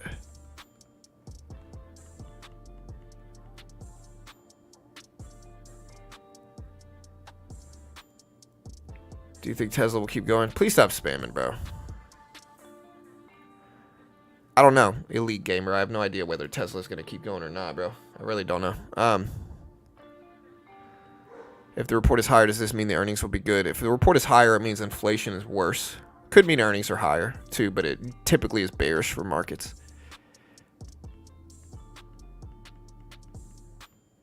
Also in SoFi. I'm in SoFi. I want it to go up. Oh, it's up nicely on the last few days, so we're almost... Yeah, so I like SoFi as a company, but I think there's also risks. I think it's a pretty new company, so...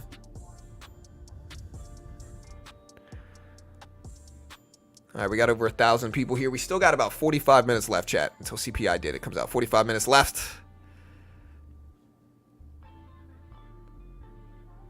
Yeah, again, I always try to tell people I don't know because it's the truth, you know. So many people are led astray. I'd rather just be honest with people and tell them I don't know. Top 3 I don't know traders in the world. Stacking dollars is like holding an infinitely depreciating asset. Well, 100%, right? But that's the nature of the world. That's always how it has been. That's always how it's been. If you look at home, if you look at a home price 20 years ago versus a home price today, or 30 years ago is a better example. You know, the type of home you can buy for 100K 30 years ago is going to be a much nicer house than you can buy for 100K today because inflation rises. The overarching point I'm making here, though, is that if you do not hedge against inflation long term, if you sit on cash, you are going to lose money over time. You are going to lose money over time if you sit on cash. Every investment is an inflation hedge to a certain extent, including mortgages, including real estate, including gold, including the S&P, including the NASDAQ, including bonds, they're all hedges against inflation, right? They're ways that you can keep up with inflation and not lose money over time. It doesn't matter how much cash you have, you can generally hedge it with investments. The S&P 500 will give you about 8% a year, but it's certainly not always the most consistent or safe. You can have crashes, corrections, and bear markets that show up, but when you zoom out, it gives you about 8% a year, which is a powerful thing. If you got time, in my opinion, that's the best bet, is sticking money in the S&P, the NASDAQ, and just kind of sitting for 10 to 20 years. If you do that, you're almost guaranteed to make money and keep up with inflation. The other way is bond prices. Right now, 10-year bonds pays you about 4.3%, which means that you're going to make about 4.3% a year in interest. If you buy $100,000 worth of 10-year treasury bonds right now, they're going to pay you 4.4% right now, I think is what it is. They're going to pay you $4.4 thousand a year in interest, and then at the end of that 10-year period, you're going to get your 100K back. You're going to make about $44,000 from 100K, and that's going to keep up with inflation to a certain extent. If you put your money in gold, gold is one of the most conventional inflation hedges. People put their money into gold and hedge it against inflation. You can put your money in real estate, right? In real estate, it hedges against inflation. Even mortgages can hedge against inflation to a certain extent. Maybe not right now because interest rates are so freaking high, but even on a mortgage payment, like if you think about it like this, right? As long as it's not adjustable rate, like a balloon interest rate or something like that spikes and keeps up with inflation, which is the worst loan you could ever get. As long as it's not adjustable rate, if you lock yourself into a specific interest rate over time, say you're paying $1,000 a month, that's a little bit low. Say you're paying $2,000 a month, right? Over time, $2,000 is going to be less influential over your overall spending power. It should be, at least, because prices are going to get devalued. So $2,000 is going to be less significant over time because of inflation, as long as you make more, as you should, over time. So there's a lot of ways to hedge against inflation, but yeah, point is, don't sit on cash for too long. I'm not telling you what to do. I'm not an investment professional. I'm not liable. If you lose, don't sue me. I have no idea what I'm talking about. But yeah. Hedge, I guess, is the point.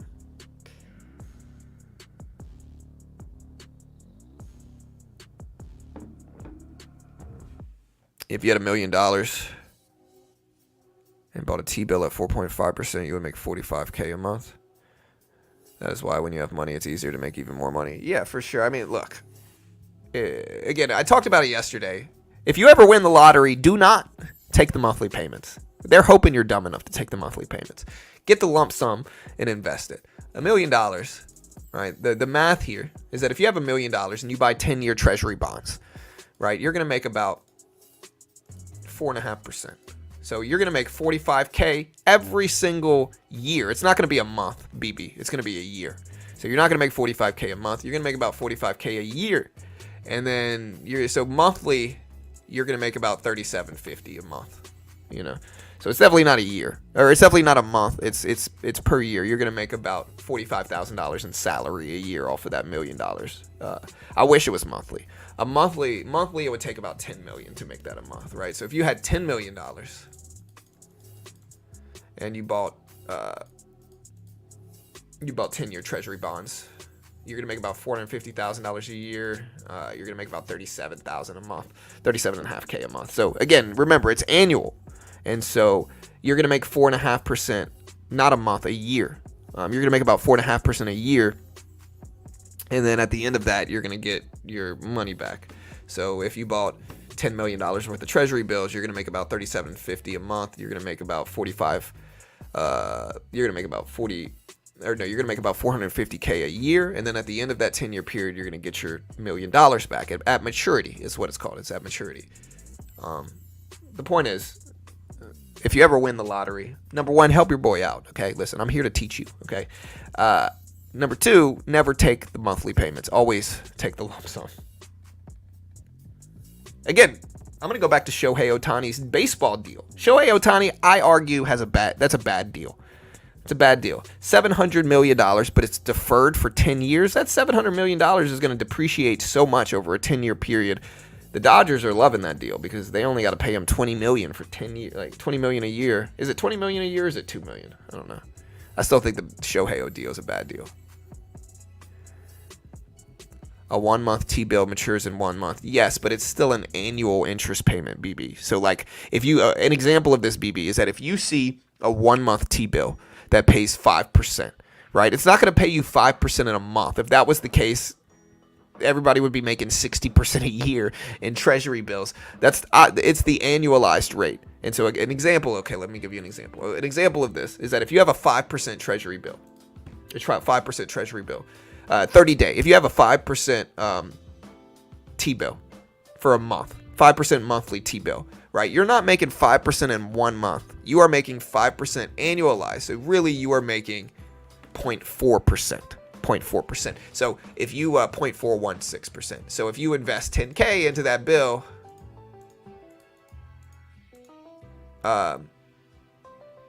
you're going to make about $41.60 a year, but on a monthly basis, you're going to make about $346.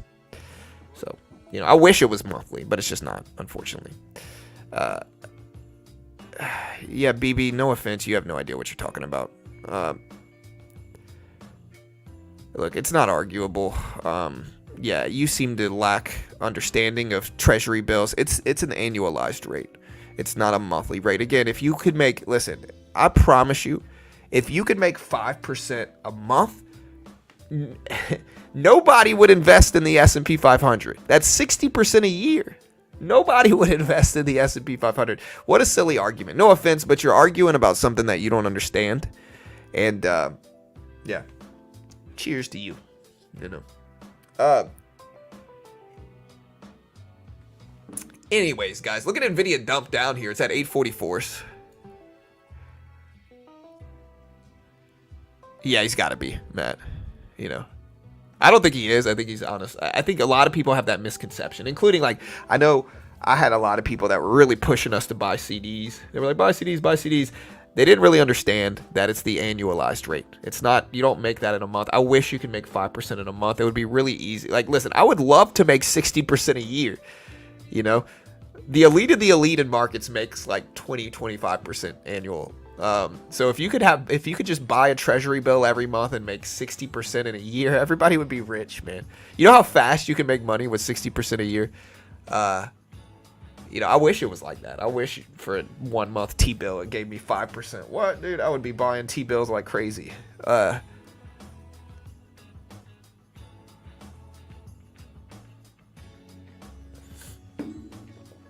the lack of a response makes me think they were serious. So it's all good. Listen, it happens. I'm here to help. I really am. I'm not trying to make fun. I'm here to help.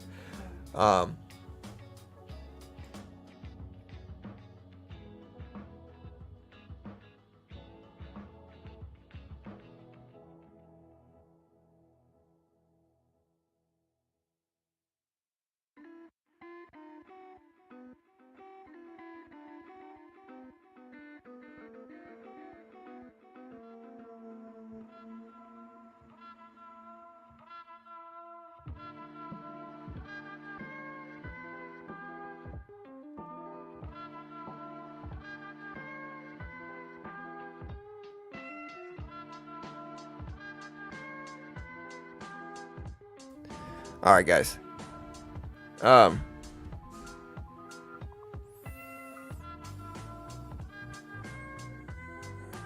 What? I mean, do whatever you gotta do. Mahogany John here to educate. No, it's all good. Okay, yeah, it's all good, BB. Like I said, I appreciate the apology. You don't have to apologize as long as you understand, right? Like, understand this, okay? In markets, if you could make 20% a year, you're regularly, consistently with a large sample size, you are the elite of the elite, okay? 20% a year. And so you have to look at everything under that lens, right? You have to look at everything with that understanding. And anybody that, like, anything that, any type of T-bill is going to be annualized. So when you see it, when you're talking about CDs, when you're talking about treasury bills, it's always annualized. It's never the actual payment. You always have to divide it by 12, the yield by 12, right? And it's all good. It happens. You're learning. It's all good. United Airlines just spiked and broke highs up to 45.40s. 45.40s. Google at 159.30s here, chat.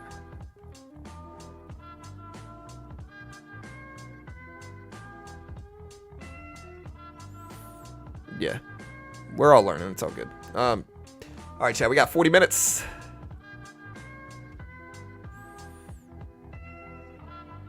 I'm from South Korea. You're the only stock broadcast I watch. Hey, thanks so much. There's no 3-month T-bill. Yeah, there's 3-month. I think, yeah, they're called bills. Short term are called bills. Long term are called bonds. I think I might be wrong. It's either the middle ones are called bonds or the long terms are called bonds. There's bills, notes, and bonds. They're all mostly called bonds, but the jargon, I'm not sure what. I know short terms bills.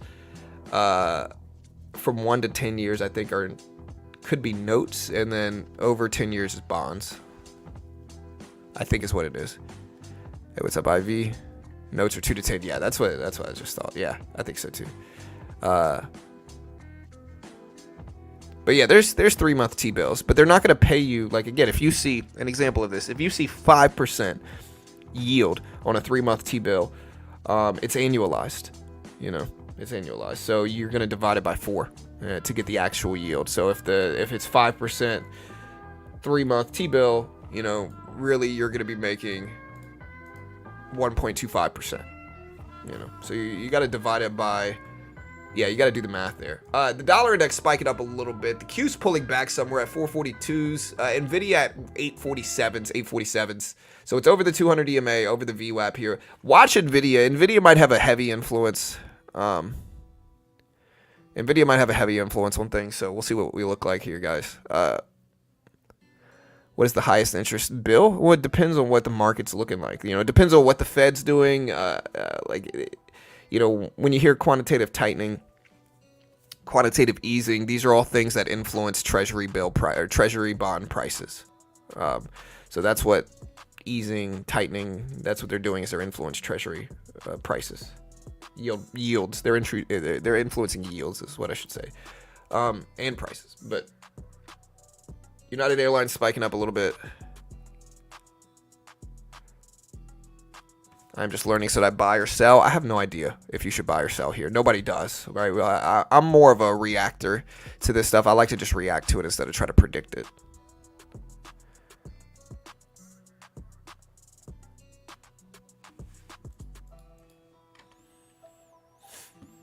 Also, guys, if you haven't already, if you appreciate, the economics education and all that stuff, if you want to day trade, guys, check out Apex. I'm going to put this into perspective. Most day traders lose money. Again, it doesn't matter what mentor you have, what course you buy, who you follow. You're probably going to lose your first couple accounts day trading, right? It's market tuition. Almost everybody does it. It's market tuition. If you want to day trade stocks, you're going to need 25 grand to do so freely without restriction because of the PDT rule. And it's just a ridiculous rule. But forcing a new trader to trade a $25,000 account and potentially lose it is such a ridiculous thing. Do not put up the money yourself if you want to learn to day trade. Do not put up thousands of dollars yourself, I should say, if you want to learn to day trade. Instead, try a funded account program. The argument I have for them is this. Most day traders lose. And so if you put up $2,000 for your first day trading account, I'm here to break it to you. You're probably going to lose that. You might think you're going to be some outlier who's going to make money. You might think you're going to be some savant, some prodigy. You're probably not. Instead, you're probably going to lose that account, right? And so instead of risking thousands of dollars, instead try a funded account program. If you lose, the base one on Apex is the $25,000 combine or the challenge. They give you a demo. They test your skill. If you could pass the test, they fund you $25K. If you fail the challenge, you only lose what you pay for it, which in this case, if you use my link, you get 80% off right now, and it's a one-day pass.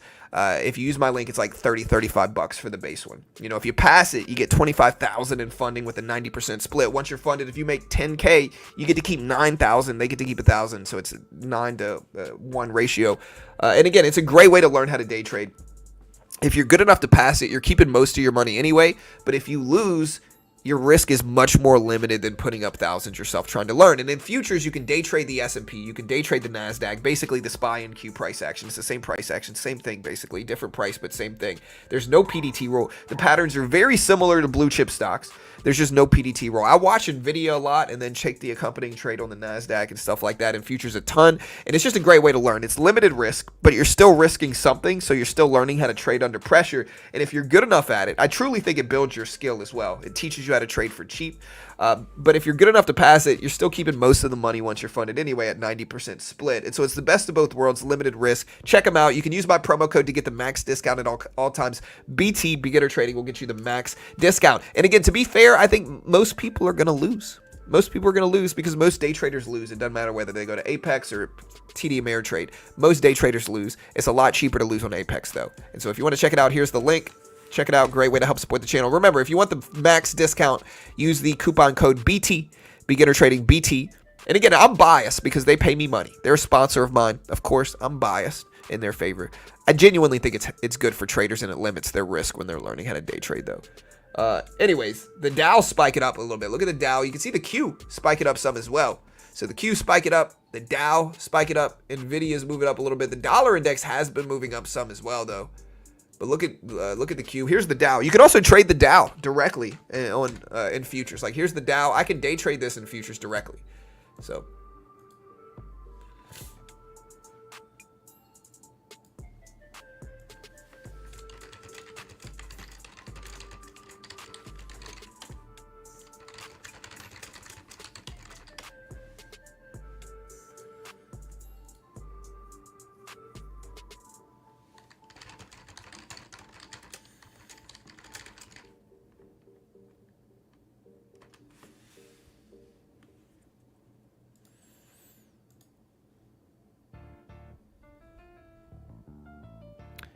No, I meant TD Ameritrade.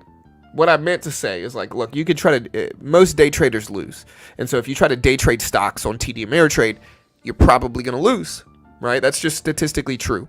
It doesn't matter whether you're on TD Ameritrade trying to day trade stocks or whether you're on Apex day trading futures, you're probably going to lose. It's a lot cheaper to lose on Apex is what I'm, that's what I'm trying to say. Not Top Step.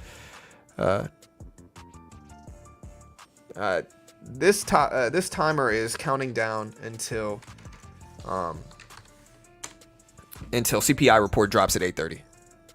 Apex link is in the description, as well as you can scroll up. It's in the chat as well.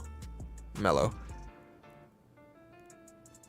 Again, CPI is expected at. Let me put this comment out the way. CPI expected at. You can see at the bottom at 3.4% year over year and 0.3% month to month. Again, we're going to get ready to day trade futures. It's very similar to day trading stocks. It's almost identical to day trading stocks. We're getting spikes in everything, though. The Dow, the dollar index is falling. You can see there's an inverse correlation. You can see the Dixie fall, the Dow spike, the Q spike. United Airlines is spiking up, too.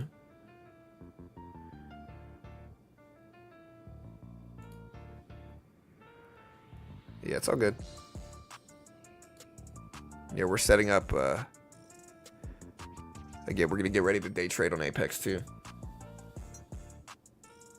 The market will rebound. Does the market go bullish or bearish from this report?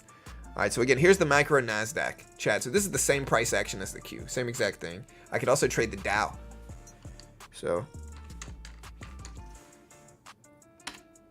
what's the Dow on oh wait, I got the what? I'm going to trade the micro Dow. We'll try to trade the micro Dow. Here's the micro Dow. So you can see it's the same price action as the Dow here. 1, 2, 3, 4, 5 red or green candles, or 1, 2, 3, 4 green candles, 1 red, 1, 2, 3, 4 green candles, 1 red, same price action. Here's the Q. Same thing on the Q.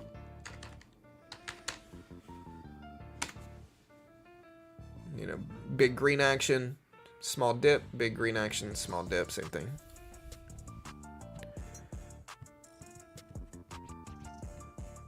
Will there be a live stream? Not by the Fed. This is an inflation report, and so we're going to cover it right here live. Again, the reason we get thousands of people here for this is because we cover it quickly relative to everybody else.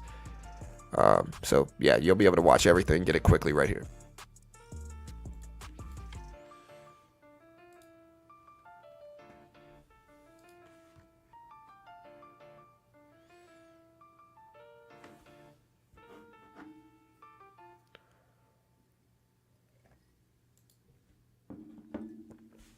Yeah, it's going to be at 8:30 Eastern Standard Time.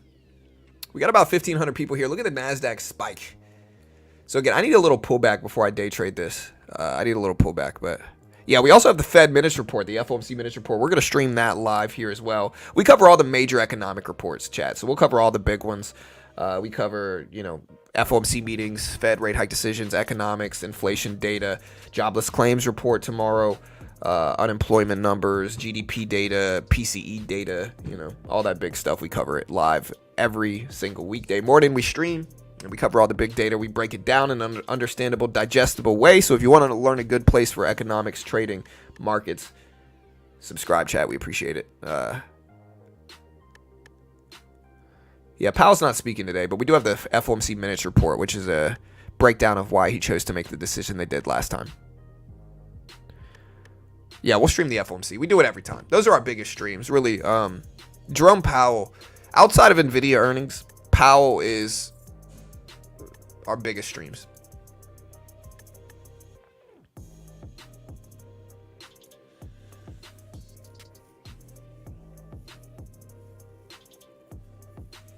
All right, chat. We got about we got a little bit under 30 minutes left. We got about 24 minutes left here. So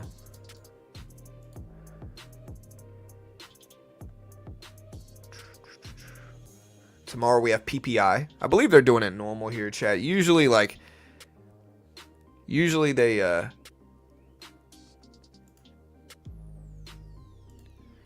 Usually they do CPI and then the next day they do PPI, but lately they've been doing it a little weird where they do CPI and then they wait a day or two and then they do PPI. So it's been a little off lately. But what did mortgage rates show up as? We have mortgage rates show up today. It came in at 6.84%. So interest rates are going down a little bit. What the heck? Where am I?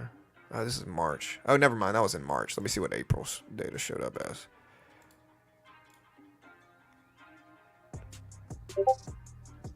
All right, yeah, so we did have mortgage rates show up. Mortgage rates actually spiked month to month. They came in at 7.01% for 30-year rates. So interest rates are still high.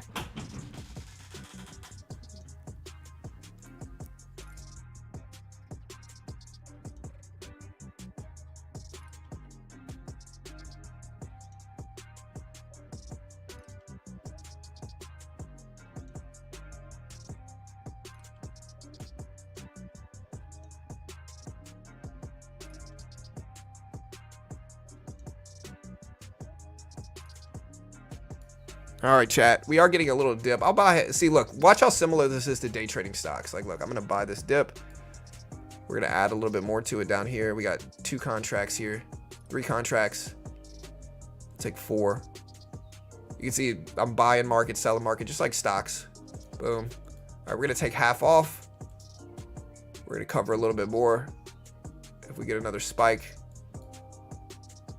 There we go. Take a little bit more off there, lock it in.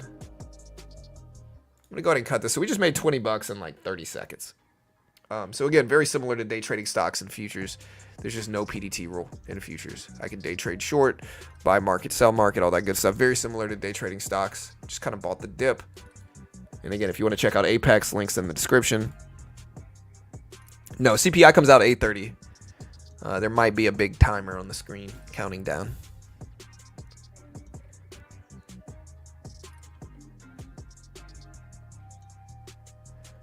How long does it take to do the evaluation? So right now it's a 1-day pass, meaning they give you a demo, they test your skill. The base one's 25K, so I'll use that one as an example. It's like 30 or 35 bucks if you use my link for the time being. They give you a demo with that. They give you a 25K demo. I think you have to make $1,500 in profit without losing $1,500 first. So basically, if you sign up and get started and you make your $1,500 today without losing $1,500 first, they'll send you your login for your funded account today. Right, so this is what you see here is a 50K funded account, right? And they have packages from 25 all the way up to 300. They have static ones if you don't want there to be a trailing drawdown. There's a bunch of options for Apex. It's my favorite part is that you can use up to 40 micros on the base one. So you can use a bunch of micros, and micros are great for scaling in and limiting risk once you're funded, right? So once I'm funded, I usually scale down my size a lot. And we are green in this funded account, so we are green, nicely green.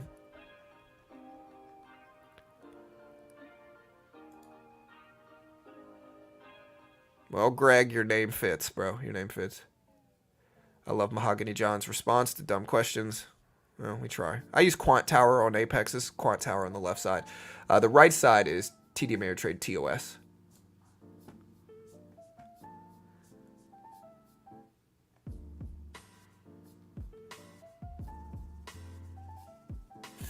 And remember, chat, I am terrible and I have no idea what I'm talking about. I might be wildly wrong about everything I say. Do not copy me. Understand CFTC 4.41, especially with these funded accounts.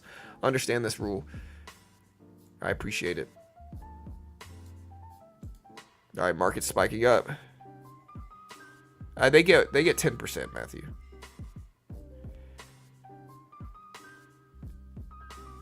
Yeah, I think you get to keep your first 25K.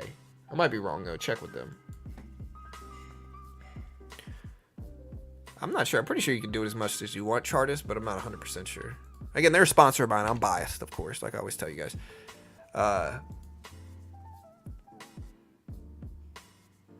We're going to cover it, Lewis, faster than almost everybody else. So I'm not going to give up my sources, but we will cover it very quickly.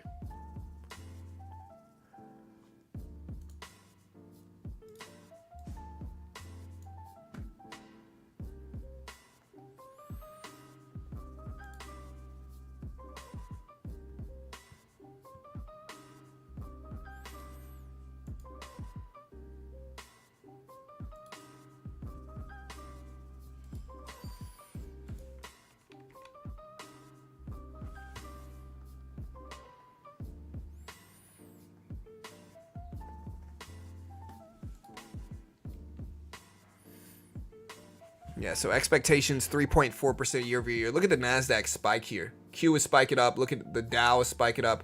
The dollar index is falling down. Nvidia is not up that much. Could be higher. Nvidia is still red on the day, about 850. We are getting some spikes though. Interesting.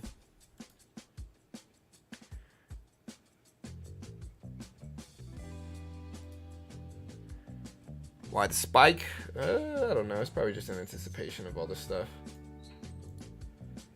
Interesting. We do have the Fed minutes report today, chat.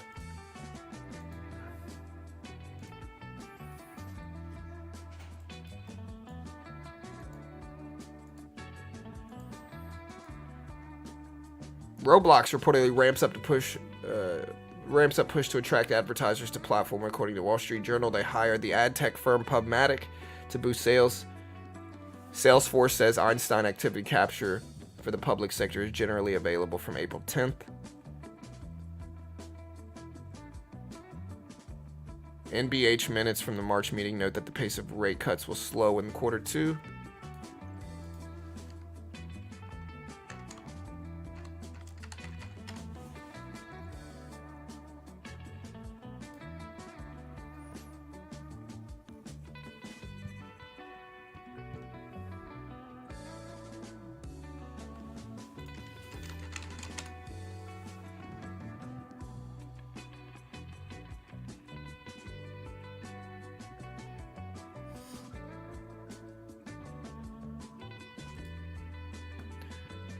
So if CPI is higher, how will gold react? Gold's a little bit more iffy. I'm not sure. Typically, higher CPI is worse for everybody, but gold is an inflation hedge, so I'm not sure.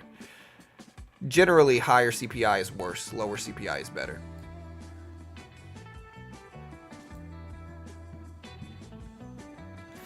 All right, Chad, we got about 20 minutes, a little bit under 20 minutes left. We got about 16 minutes left. So 16 minutes, Chad, until this data drops. My timer's a little bit delayed too, so let me fix it.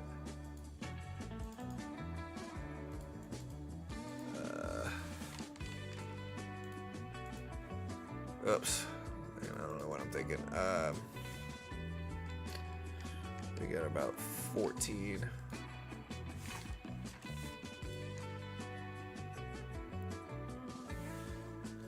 We're gonna wait a second. All right, guys, so look at the spikes we've had in equities. Dow is spiking up. Q is spiking up. NASDAQ moving. Nvidia is still consolidating, though. So Nvidia is still sideways and kind of flat.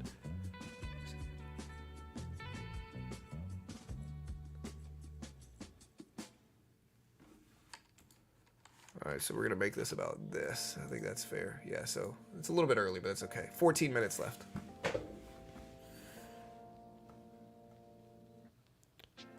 Yeah, Lewis. I mean, I've already responded to you multiple times, man.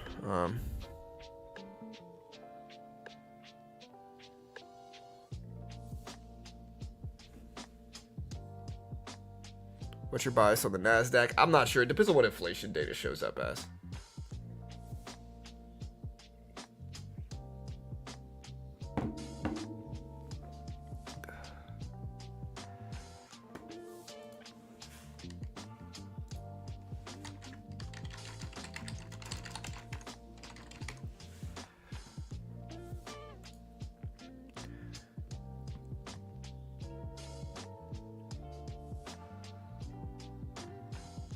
Y'all do you like green tea? Green tea kind of messes with my stomach. I don't know why. Dow dipping down a little bit with the NASDAQ here. Remember, inflation data drops in 14 minutes.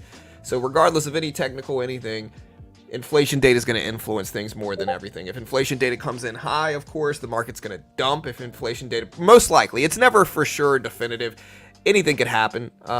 Generally and conventionally, low inflation is good, higher inflation is bad. And so if inflation spikes and comes in high, the markets are probably going down. If inflation comes in low, especially lower than the 3.4% expected, the markets are probably going to jump, although it certainly varies. Nobody knows for sure what's going to happen here. And I think you got to just be really careful today. I'm not one that tries to predict anything here with inflation data. I think it could certainly vary back and forth, come in higher, could come in lower, and we'll see the accompanying response from it. Again, I'm going to sit tight. I'm not usually, and again, Apex does have rules from trading these news events, so you can't just take huge size trying to get funded on one big swing from these events on Apex. If you're using Apex, I think you're allowed to trade your normal strategies, but be careful around these big events. Again, the inflation report drops in about 13 minutes. So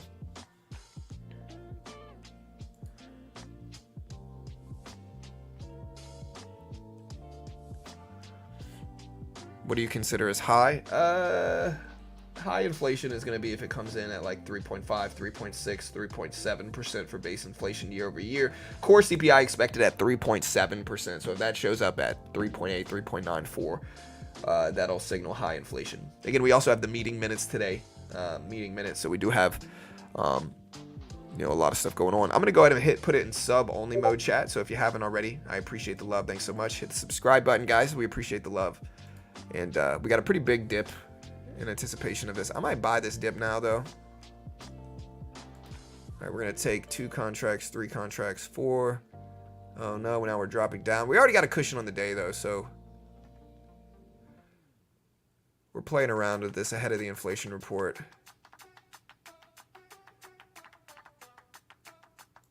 All right, there we go.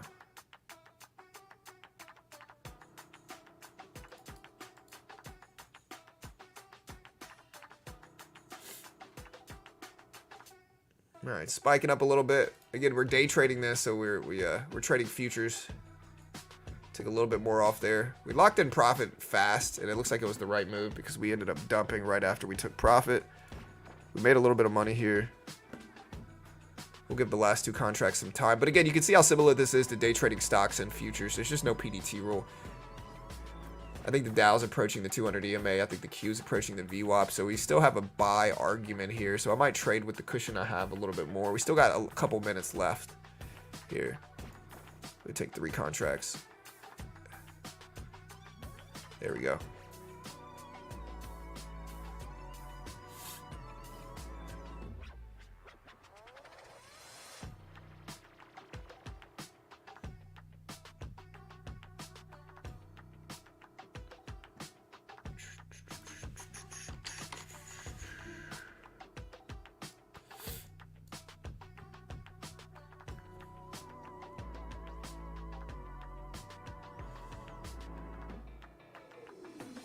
So we're a little green. We got 3 contracts left, so which is relatively small size.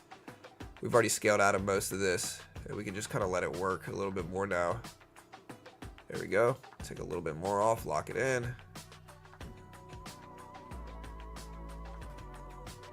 You know, we got the Dow sitting right above the 200 EMA. We got the Q sitting right over the VWAP. Take a little bit more off, lock that in. Trying to build up a cushion ahead of the day. We'll get out the rest there. So not a bad start to the day. Pretty good ratio, win to loss. Just trying to build up a small profit here. You know, all the major index funds are approaching milestone levels like the VWAP and 200 EMA.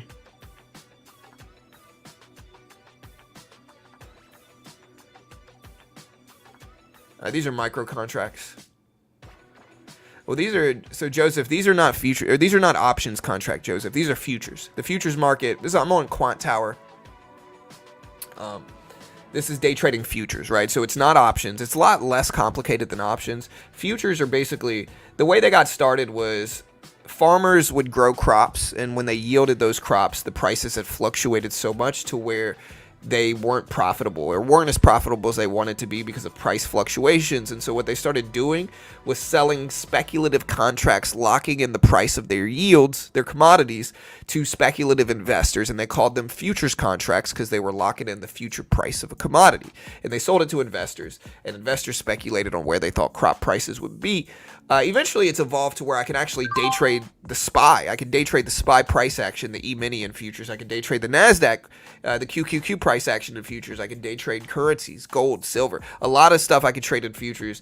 And again, it gets me around the PDT rule most importantly. Most importantly, it gets me around the PDT rule. And so if I use a funded account program like Apex, I can limit my risk. If I lose, I'm not down that much, but I can still gain exposure to day trading the SPY, the Q, the NASDAQ, all that good stuff in futures. And again, there's no PDT in futures is the big thing. So instead of being restricted highly by the PDT rule, my risk is limited. Again, if you want to check out Apex, which is a funded account program where they give you a demo, test your skill. If you pass it, they fund you, but your risk is limited. You can check out my link here. I'm not trying to do too many plugs. It's only the second plug I've done all day. And so again, you can use my link if you want to try futures out. This is a Rhythmic account on Apex and what's called a platform. Quant Tower is what the platform is called. Watch NVIDIA, chat. Watch NVIDIA. Again, they are a sponsor. I'm biased, of course, because they pay me money. But NVIDIA up to 850. Let's see if we hold here.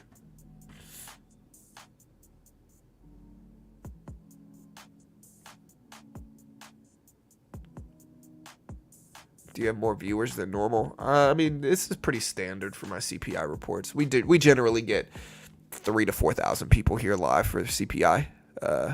It's not our biggest stream, you know, like NVIDIA earnings. Again, we had 14,000 concurrent viewers. We cover this monthly. Like every month, we cover this. All right, chat. We got 7 minutes left. A little bit over 7 minutes. What has better odds, options trading or casino? It depends on the options contract. Market heading to all-time highs today? I don't know.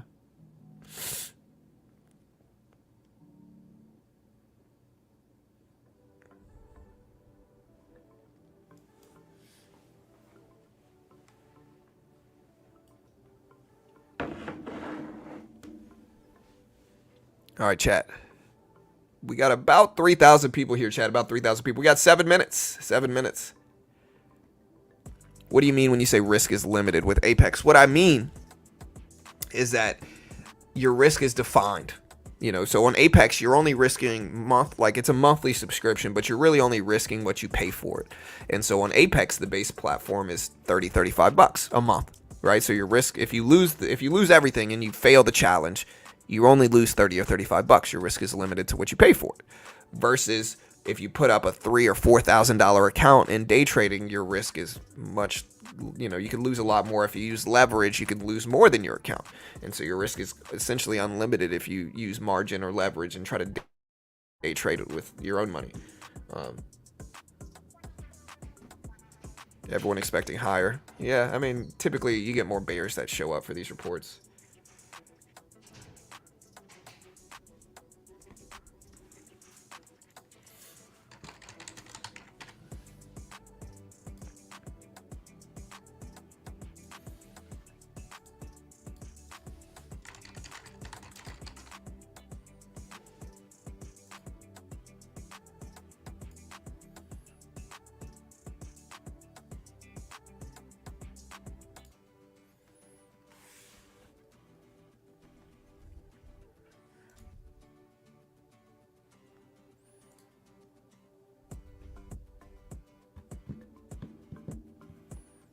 Yeah, I don't know who that is. Who is that? I don't know who that is.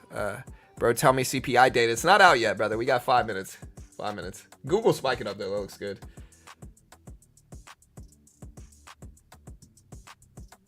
It's 90% split once you're funded AMR, as long as you follow their rules. Yeah, I mean, we normally get 3,000 plus people here for CPI. We told you guys earlier we'd probably have over 3K here. We get a lot of people here for this. It's not unusual, I guess.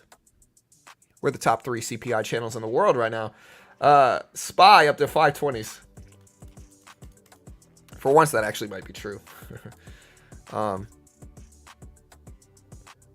Micros, if you're referencing futures, Chris, micro contracts are smaller size.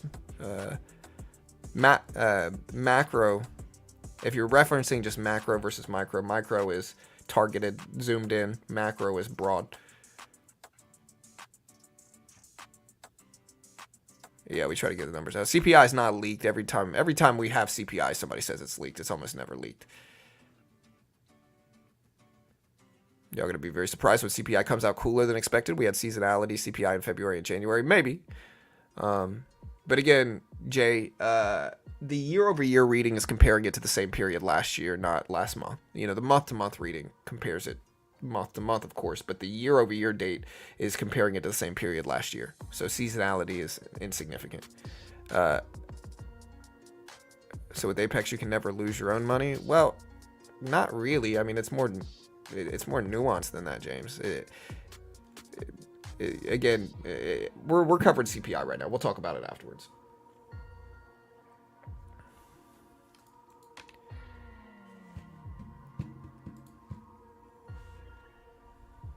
All right, Chad, here we go. 3.5 minutes left. 3.5 minutes. We got 3,500 people here live. Probably have around 4,000 people or more from actual CPI. So get ready, Chad. CPI drops soon. Give me your last minute predictions out in chat. Again, expectations year over year for regular CPI are 3.4%. Core CPI expected at 3.7% year over year. Base CPI expected at 0.3%. Core CPI month to month expected at 0.3%. So will we come in higher or lower? Market is moving up a little bit. Here we go, chat. Give me your last minute predictions out in chat. Higher or lower? Leave it in chat right now. 3.3, 3.5, 3.2. I'm going to go with 3.3 is what I'm going to go with. I'm going to go with 3.3%. Chat. 3.3% is what I'm going to go with. We'll see if I'm right. Actually, you know what? I'm going to go with 3.2%. I might be wrong. Do not copy me. I'm not an investment professional. I might be wildly wrong. I'm just guessing here. I'm going to go with 3.2%. Let's go, guys. All right. Could be 3.3. Yeah, 3.3, 3.2 is what I'm going to go with. Slightly lower than expected.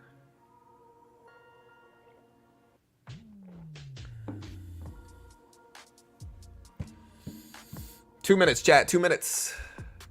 This timer's a little bit early, but that's okay. Q spiking up a little bit. The Dow at 39.2s. Nvidia up to 851s or so. All right, chat. Less than 2 minutes. We got over 4,000 people here watching here. Did we put it in sub-only mode? I'm pretty sure we did.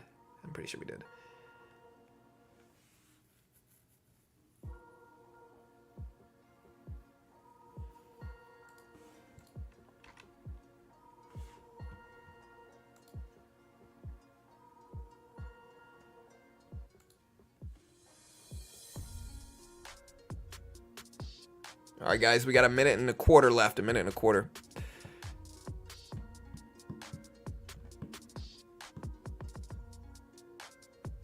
Yeah, we're already in sub-only mode.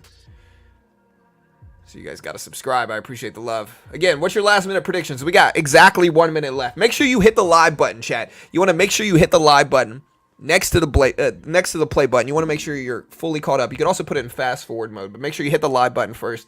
Make sure you're going to get the data when it drops. All right, chat. 45 seconds. 45 seconds. All right. Again, this timer's a little bit early, so we still got about 40 seconds left.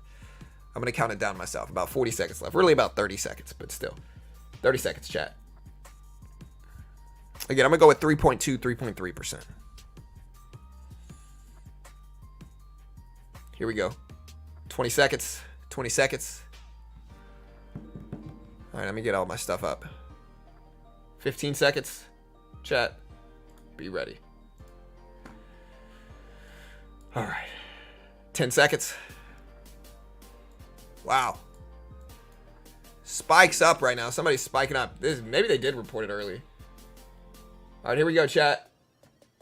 It came in at 0.4%, higher than expected, 0.4%. Year over year, it came in at 3.5%. Core CPI came in at 3.8%. Core CPI month to month came in at 0.4%, higher than expected universally, higher than expected in almost everything. 3.5% year over year versus 3.4%. Month to month, it came in at 0.4% versus 0.3%. CPI year over year came in at 3.8% for core, 3.7% expected. 0.4% for core CPI month to month came in at 0.4% versus 0.3%. Universally higher than expected. Everything was 0.1% higher than expected. and the market is dumping down. Dumping down. Again, what this signals, guys, is that it is less likely the Federal Reserve cuts rates early. Now, it's less likely the Federal Reserve cuts rates early. Again, higher than expected inflation data. Higher than expected universally. 3.4% expected. We came in at 3.5%. 3.5% versus 3.4% on the month. We came in at 0.4%. We expected 0.3%. So universally higher than expected, guys, for inflation data, chat. We got over 5,000 people here live. Market is dumping down here. Market is dumping down. We're going to put all this up on screen, but again, higher than expected everywhere. Higher than expected everywhere.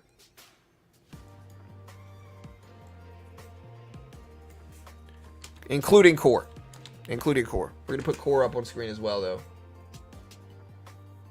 All right, chat. Here is all the inflation reports. Again, universally higher than expected. Universally higher than expected, chat. There it all is right there. So we're bouncing right off of that support level we drew. Look at that support level right there. We've had this up for a while. Look at that. Let's see if we hold, though. Again, universally higher than expected, chat.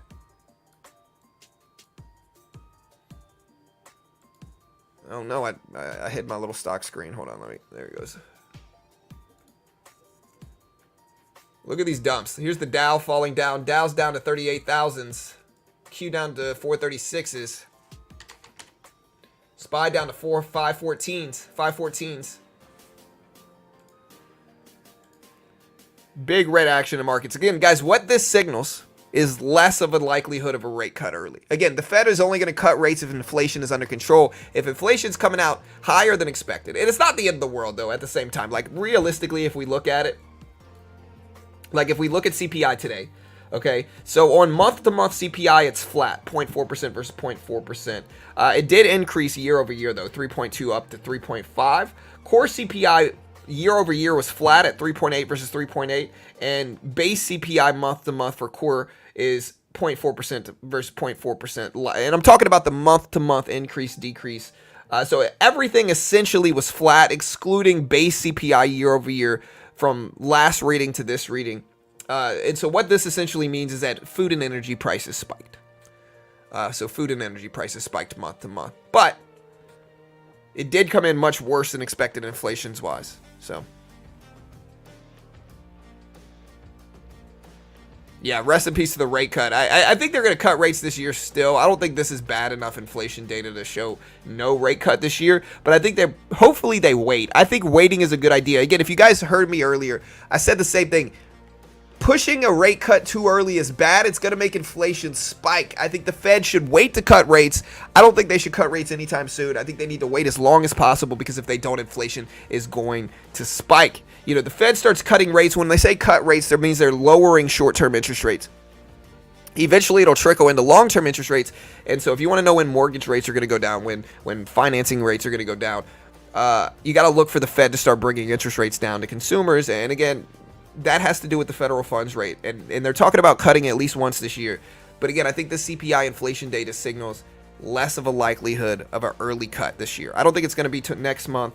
I think it's probably going to be in July, is my guess now. I originally thought June or July is what I think. Again, hopefully it's longer past that. I'm okay if they wait. I don't need to mortgage a home right now. Like, I don't care about interest rates being high. And I know maybe I'm an outlier there, but I'm okay with them keeping interest rates higher, discouraging spending, and trying to bring inflation down to I would say if we get inflation down to 2.5%, we're pretty good. What do you guys think? Also, guys, remember, check out my sponsors. A great way to help support the channel. Again, we cover this data very, very quickly, faster than everybody else. And so if you haven't already, subscribe, hit the notification bell. If you want to check out my sponsors, check out Apex. Apex is one of the most legit funded programs in the world. They give you a demo and they test your skill, and if you could pass the test, they fund you. I'm funded in a 50K funded account on Apex. You can get a 25K one all the way up to a 300K one. What they do is they give you a demo and they test your skill. In order to pass this funded account, they gave me a 50K demo. I had to make $3,000 in profit using 10 e-mini contracts or 10 mini contracts or 100 micro contracts, which is plenty of size. I had to make $3,000 in profit without losing $2,500 first. I passed the test. I got 50K in funding with a 90% split now, and I am green in this funded account. And it's the best way to limit your risk if you want to learn to day trade. Again, instead of risking risking thousands of dollars putting the money up yourself. Most day traders lose. Limit your risk. In futures, you can day trade the NASDAQ. You can day trade the E-mini, basically the SPY and Q price action. You can day trade currencies, gold, silver. The patterns are very, very similar to blue chip stocks. If you look at NVIDIA versus the NASDAQ right now, it's going to look very similar, in my opinion. Like, look, here's NVIDIA, and then here's the NASDAQ. Look how similar these look. But I can day trade this left side in futures, no PDT restrictions, and these funded account programs genuinely limit my risk. And so if I lose, I'm only out, the base one's 30, 35 bucks. For this one, I think I paid like 40 or 50 bucks. And again, if I lose, it's not the end of the world. It genuinely limits your risk instead of risking thousands of dollars trying to learn to day trade. And if you're good enough to day trade and you can pass these tests, you can get funding between 25K up to 300,000 in funding with a 90% split. And so if I make 20K, I keep 18 of that in this account. Tons of great resources. They've paid out over $100 million. They're one of the most legit funded programs in the world. Again, great way to help support your boy here. Always gets, if you want to know what coupon code will get you the max discount, BT, beginner trading, will get you the max discount, guys. It'll always get you the max discount. You can check it out right here. I appreciate the love. Thanks so much. Remember, they are a sponsor. I'm biased, of course, because they pay me money. I can't guarantee anything. Do not copy me. Market's breaking lows. Market is cracking lows right now. Look at this dump. So market cracked lows, broke down. SPY breaking down. NVIDIA breaking down as well. SPY down to 513s. Really weak from inflation data, guys. Remember, fundamental data is always going to trump technicals in this way. You know, you could have the best technical pattern, the best technical setup, the best technical market, and fundamental economic data is going to cancel out any big technical move like that. And so fundamental data moves markets because it's really big reaction. CPI, huge reaction. You know, PCE, huge reaction. And so just be careful when you trade this stuff, guys. I'm not trading right now. If we get a bounce, we might short because I think this inflation data is weak. So if we get a pop, we might a bounce, we might short it.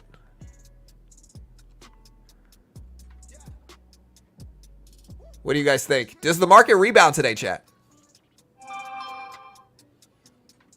Yeah, I mean, PS, it sounds like you're just trying to start stuff. I said Apex is one of the most legit. I didn't say they were the most legit. I said they were one of the most legit. Stop trying to start drama. It's Powell's fault because he guessed that the markets with false promises. I mean, listen, this isn't the end of the world. I know this big candle makes it look really, like, scary. Again, okay, the easiest way to show this. All right, we're at 512s right now. 512s. Okay, so the SPY, chat, is right. Let's draw it. The SPY is here. You know? Like, so, again, let me zoom out real quick. The SPY, after this move, is right here. No, wait, right there. What a scary, scary move this is, guys. What a scary, scary move. Oh, no. It's the end of the world. Come on, man. Look, I know it's a big red candle on a 1-minute chart, but it's not the end of the world. It really isn't. Like, it's red, certainly, you know, but it's not like some catastrophic end of the world scenario, you know. What it really means is that we're less likely to cut rates earlier, which I think is a good thing. Let's keep interest rates high. Let's make sure we get inflation under control first before we pivot to rate cuts, in my opinion. It's the end of time, Johns. Get used to it. I know, bro. Listen, sky's falling, dude.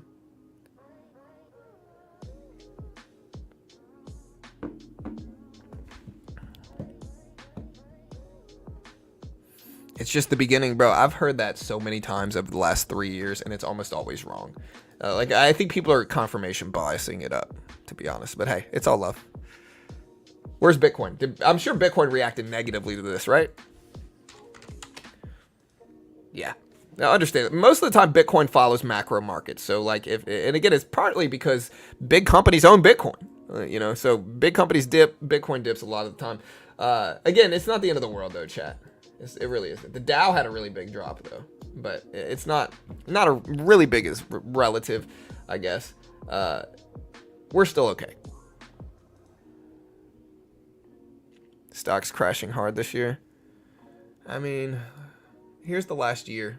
Looks pretty strong. Even if we look at the actual year, 2024. This is the SPY in 2024 right here. You know, even with this dip, guys, we're here right now. You know?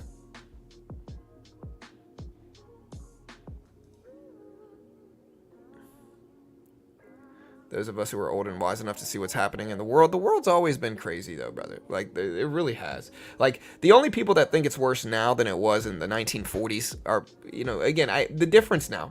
And I've explained this difference a lot. People think it's the end of the world. Like, it's all these crazy signs. Again, most of the time, it has to do with their own bias. Think about it like this, right? The 1940s was pretty freaking crazy. You had this crazy tyrant, going through causing world wars. The world was crazy. The Cold War, man, people used to do literal A-bomb drills where they'd hide under chairs. The 90s were pretty crazy as well, macroeconomics wise, right? Foreign policy wise, the whole thing was pretty crazy. 2001, pretty crazy time. Again, the reason it seems crazier now than it did back then is because now we have 24/7 news coverage covering everything, right? Covering everything. Back then, it took a while to get news. And you certainly didn't see it. You might read about it in the paper, but things are ultimately more calm because of that lack of media technology. Now, everything that happens in the world, conflicts, everything is videotaped. You see it immediately, and it's sensationalized to get views, right? So I'm not saying the world's in a good spot, but what I'm saying is, like, it's been worse,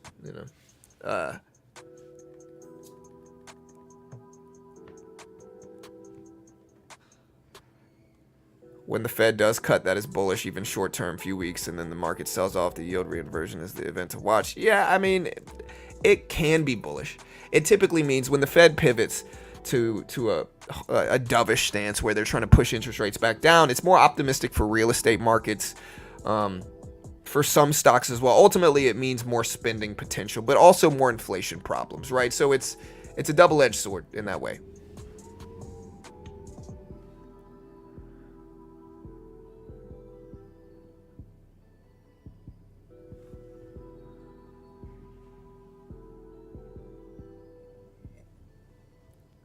Yeah, you don't have to put the off afterwards. LMAO includes the off, chef, but it's all love. It's all good.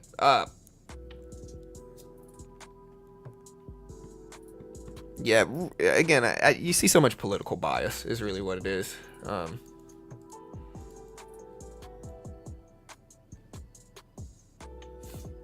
Google at 156.50s. Gold and silver bouncing. Yeah, so we're consolidating now. We had a red drop from CPI, which is understandable. It showed up higher than expected everywhere. Not super high, though. It was 0.1% higher than expected, so it could have been worse, to be honest. We did get some dips. We did get some drops, and now we're consolidating. Does the market rebound? Let me do a poll. I haven't done a poll yet. Or no, I haven't ended this poll yet. So this poll, I think a lot of people are now voting on it. Let's do another poll here.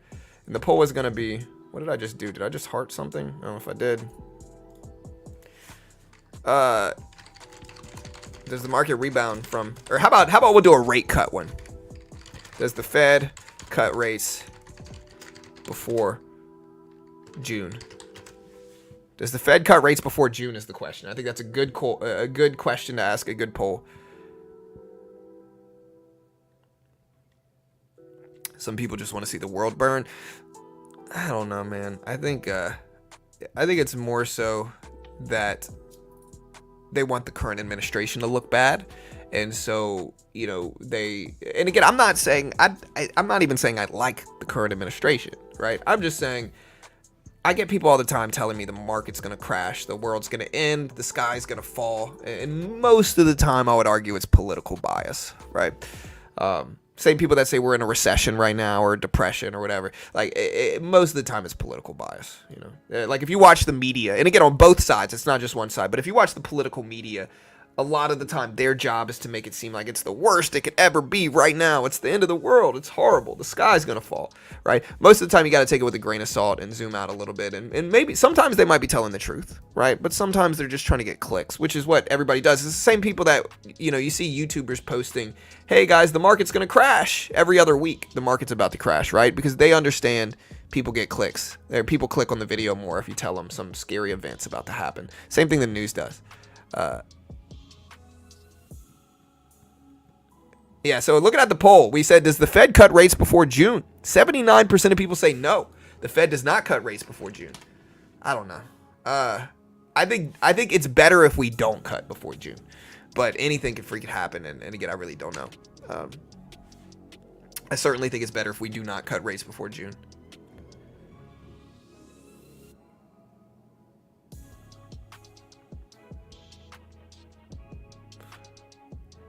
When is Powell going to speak? Powell's not speaking today. We do have the FOMC minutes report, though. We do have the Fed minutes report, but I think it's not. Powell's not actually speaking for that report. I don't even think there's going to be rate cuts. I don't know. I think we're going to cut rates this year. I just hope it's not until June, July.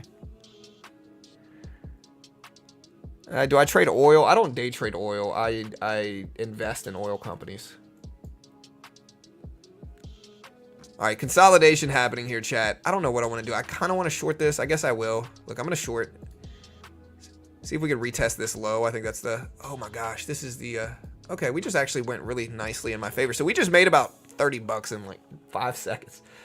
So the FOMC minutes report, Rita, is going to be today at 2 p.m. We're going to stream it live, so you can subscribe and we'll cover it. We'll be lucky if they cut rates this year. Yeah, again, I'm not a big fan of early rate cuts, especially with inflation like this. Again, if you don't know what we mean by rate cuts, chat, cutting rates means lowering short-term interest rates, the federal funds rate. This eventually trickles into long-term rates, but essentially, the reason the Federal Reserve would lower short-term interest rates is to stimulate spending, right? But we only should do that if we're in a couple scenarios. Number one, we should only really do that if we have macroeconomic risk, right? If we have risk to the economy in terms of too little jobs, too little people working, recessions, depressions, that's when we should start pivoting to cut rates. Now, there's a lagging effect. And so I guess the reason we might cut rates this year, regardless of this, is because if we keep rates high for too long, it's more and more probable that we are going to hit a recession or depression, even though we're nowhere near it now. But if we keep interest rates high, basically discouraging spending to that extent, the likelihood of those things goes up. So anyways, the Federal Reserve has said that the base case is to do at least one rate cut this year. Right now, they're doing what's called pausing the federal funds rate. So they're keeping short-term interest rates flat month to month, meaning they're not increasing them with rate hikes. They're not decreasing them with rate cuts. They're keeping them flat. They've been pausing for about 6 to 8 months now. And so, again, one of the things that will happen if the Fed starts to bring interest rates down, if we bring interest rates down, we have less recession and depression risks. But we have a higher likelihood of inflation problems. And so with inflation data coming in higher than expected today, I think it's a bad move to cut rates early. I think we already have inflation going in higher than expected. And if we cut rates too early, we're going to push too much spending and it's going to cause inflation to spike more. And so, again, I don't think we're risking a recession or depression right now. Jobs are good. Unemployment's low. Payroll numbers are high. Right, so all the economic metrics show the economy's in a good spot. We don't really need to cut rates right now. And so, again, pushing for rate cuts too early, I get it. Again, mortgage professionals, real estate professionals, they want interest rates to go down because it's easier to sell homes when interest rates are low. But I just think it's too early. I think we need to maintain a pause up until at least July. But who knows what the Fed's going to do. I think the Fed's going to cut rates. I just hope they wait until June or July.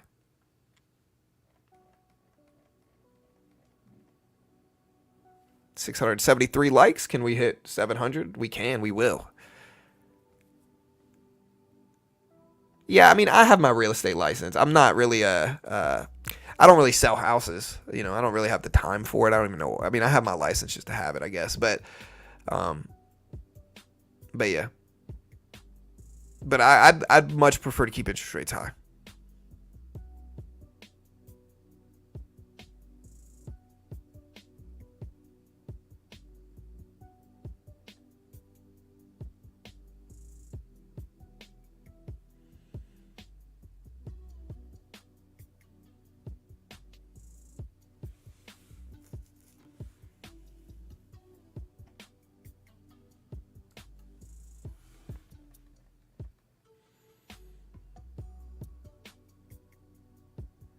Does that mean the housing market makes crash? What do you mean?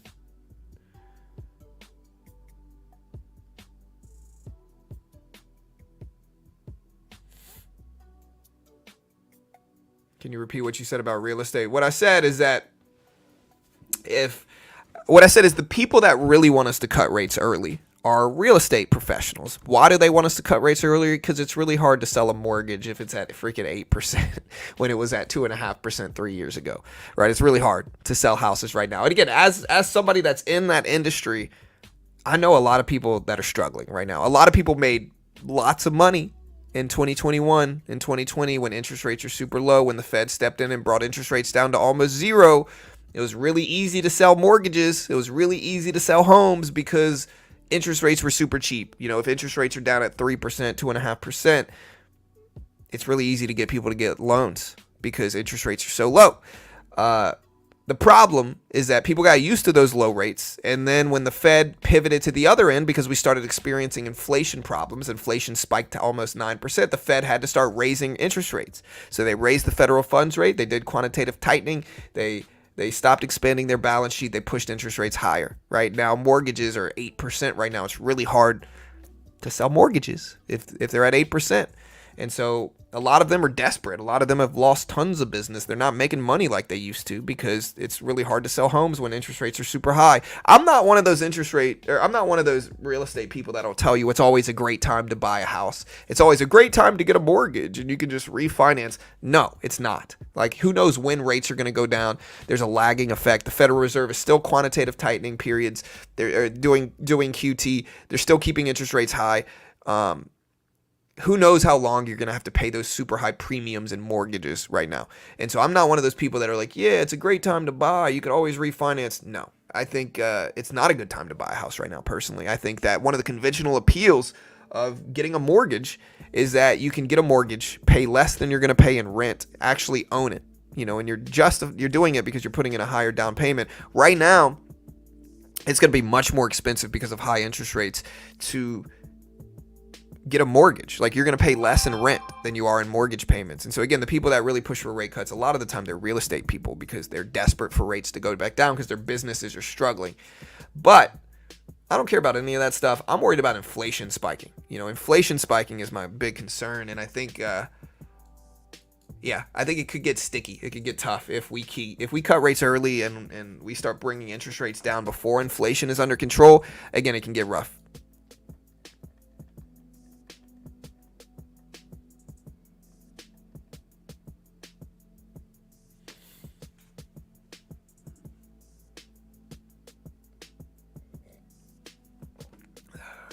All right, so I don't know if I want to short this or not. We've been day trading the NASDAQ micros.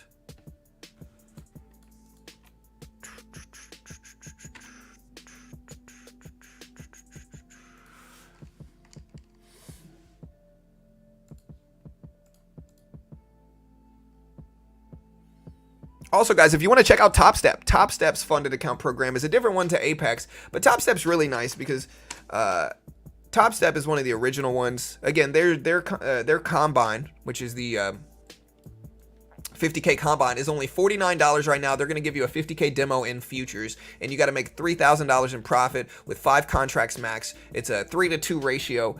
But again, Top Step's one of the OGs. They've been around for over a decade. And so again, in the futures market, you could day trade the S&P, the NASDAQ, currencies, gold and silver. A lot of Forex traders should be trading futures as well.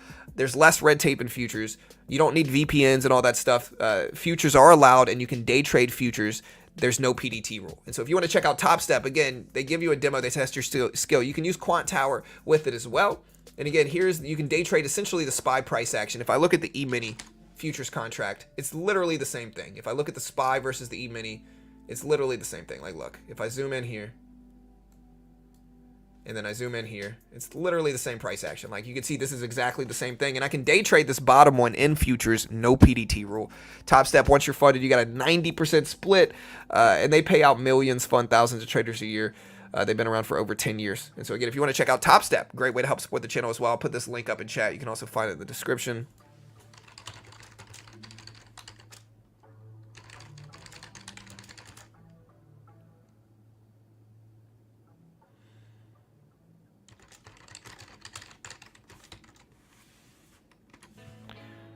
Raise those rates.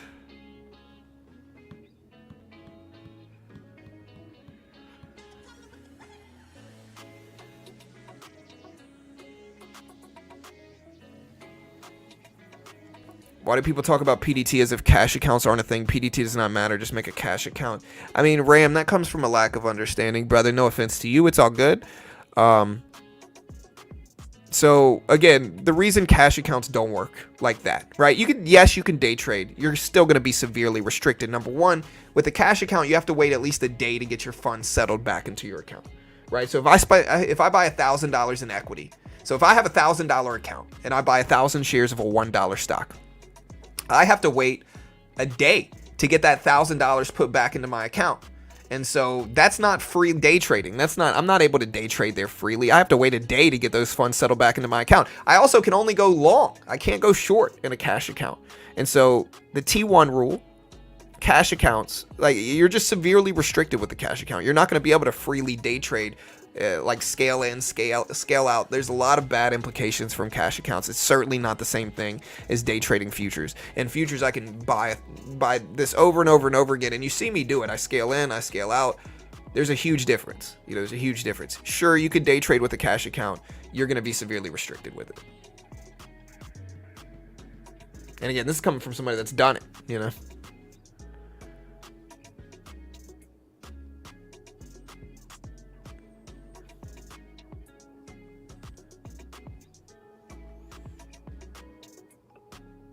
Yeah, the PDT rule is dumb. I don't think they're protecting folks with it. I think they're allowing banks to sit on your money longer, is what it is, BB. PDT rule, again, it's the most ridiculous rule in the world for stocks. They're like, oh, hey, we're going to help traders, chat. Like, we're going to help traders. You know how we're going to help them? We're going to make new day traders trade a $25,000 account for their first ever account. I'm sure new traders have great risk management systems, right? It's the dumbest freaking rule in the world. Like, oh, okay. Like, so you're telling me if I want to freely day trade without restriction, I need to have 25 grand? Like, new traders are losing so much money from this rule. Like, wouldn't it be so much better if you let a trader put up 4 grand and day trade 4 grand freely without restriction? Like, yeah, they're still probably going to lose, but it's a lot better to lose 4K than it is to lose 25. It's one of the reasons funded account programs make sense, because you're limiting your risk. And again, there's no PDT in futures.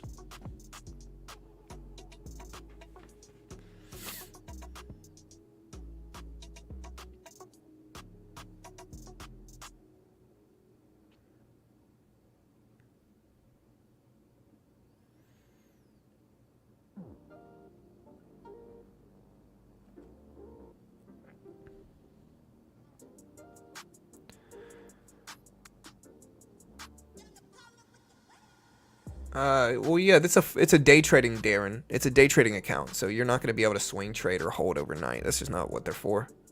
Definitely top 3 in the world. Yeah, no, it's all good, Ram. No, it's all good, brother. Like I said, yeah, with 0 DTE options, I'm sure there's ways you can do it, but you're still going to be restricted, brother, so it's all good, man. Again, I've just done it, man. I've done a lot. Like, again, my channel's called Beginner Trading, but I've been trading for 8 years. Like, I've been day trading every day for 8 years. I've been day trading, swing trading, investing every day for 8 years, I should say, not just day trading. So I've been around the block. I've done a lot of different things in trading. I've day traded options, day traded futures, day traded cash accounts. I've invested. I've gone with penny stocks. I've done all that different stuff, crypto, everything. And again, I've evolved to a point where, again, now I'm trading like a 70K account. Like my TOS account's got 70K in it. So I don't really need to get funded by any of these platforms, to be honest, because I've got enough money where I can buy whatever freely without restriction. But I still think for most people, they're going to be a good option.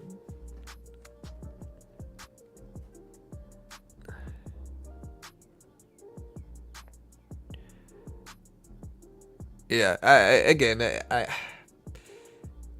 couldn't understand any way where the PDT rule actually helps people. It seems like people are going to day trade if they want to day trade.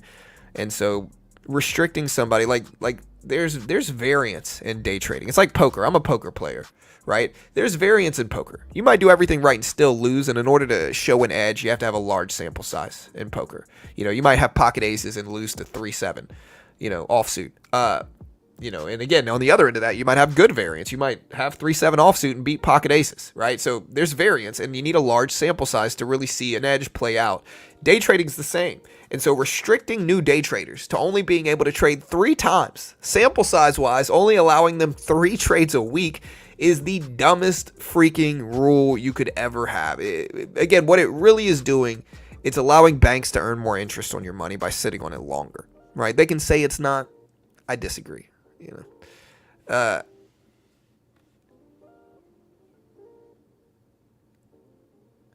Should we expect the German British pound, US dollar to climb up again? I'm not sure. I mostly trade futures K. It depends. Somebody said, do you only scalp in day trading? It depends on what.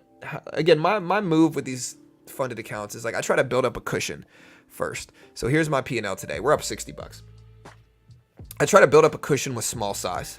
Once I have a cushion, then we scale up and we take a little bit more risk, right? But we only take larger risks when we have a cushion that justifies it. So if we have a cushion of $100 to $200, then we might take way more contracts and take larger risks. And then if we lose in that situation, we're back down to break even. It's not the end of the world. Most day traders fail because they have these big drawdowns that they can't rebound from, right? They've got these big drawdowns they can't come back from.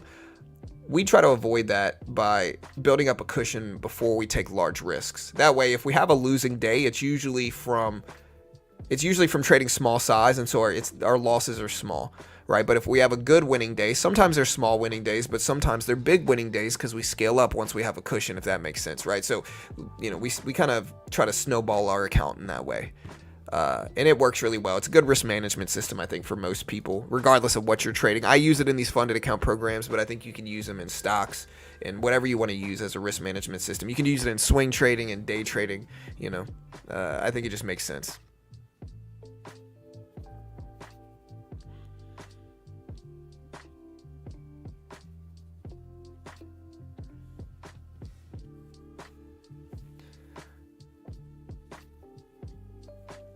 I have a cash account and short all the time. Yes, I have to wait to settle, but should you really be in that much of a hurry?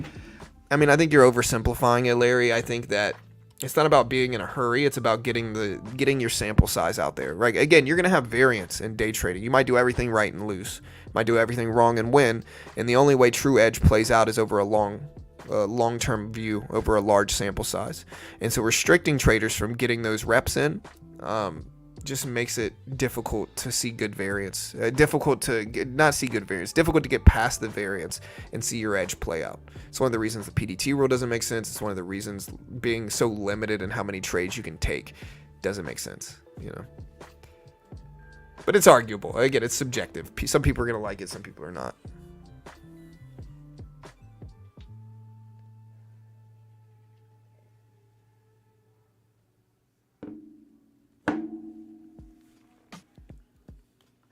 United Airlines coming all the way back down. Google has dipped a lot, but it's still okay. It's still green over the last day or so. What turned on me? I guess everything kind of turned on me. Luckily, I took some profit ahead of this.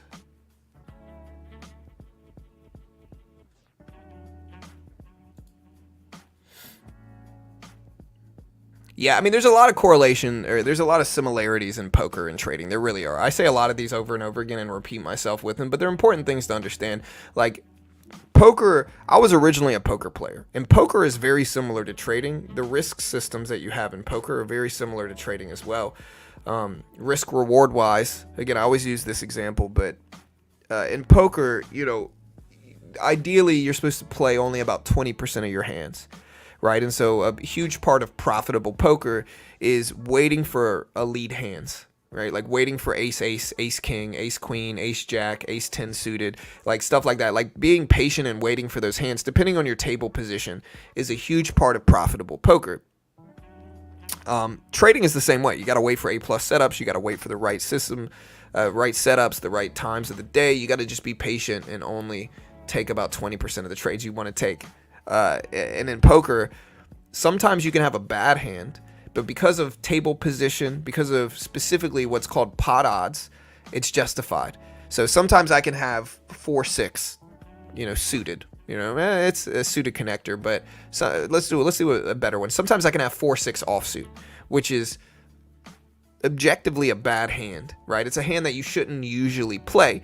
But if you're in a large game where you got 9 people, if you're in a ring game, and it only costs you $10, say you're in the small blind, right? And everybody limps in and calls, right? And so you got 9 people, and you only got to put up $10, to win 90. You got 9-to-1 odds, 9-to-1 pot odds in that situation, even though you have what usually is a bad hand, 6-to-8 offsuit. It's still justified to make that $10 call to make 90. So your risk reward ratio in that situation in poker is, or your reward to risk ratio in that situation in poker is 9-to-1, right? And so even though it's objectively a bad hand, you've got good ratio there. And so you should still make that call most of the time, right? Very similar thing in trading, where if you can risk, $100 to potentially make 1,000, sometimes it's going to be justified. Not always, but sometimes, right? So there's a lot of very similar mindsets and decision-making, trends in trading and poker. There really are. There's a lot of similarities there, A lot of people think poker's just straight up gambling. It's not. Poker's the only game where you're not competing against the house and where you can have a genuine edge that plays out long term if you do it right.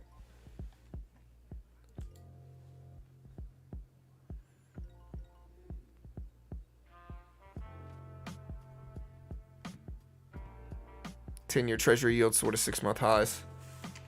Yeah, they're short-term treasury yields are competitive with equities because, again, more people that buy treasuries, the less people that are going to buy equities. And so when equities dip, you see treasuries spike short-term, although long-term they kind of follow each other sometimes. But yeah, right now 10 years at 4.37%, a little bit under 4.4%. You got to understand, like, bonds are guaranteed returns by the U.S. government, right? So if you buy the 10-year right now, you're going to make about 4.37%. We'll call it 4.4%. You buy 100K in 10-year treasury bonds right now. Every year in interest, you're going to make about 4.37%. You're going to make $4,378 every year. And then at the end of that 10-year period, you're going to get your 100K back, right? But it's guaranteed. Now, compared that to equities, like you buy the S&P 500, you'll probably make twice that in equities over a 10-year period. So you're going to make 8% a year on average in equities over a long-term trade, but it's not guaranteed and it's certainly more risky than bonds. So bonds are less risk, smaller yield. Equities are higher risk, higher yield, right? So they're competitive with each other short-term. So when you see equities go down, a lot of the times you see bond yields spiking.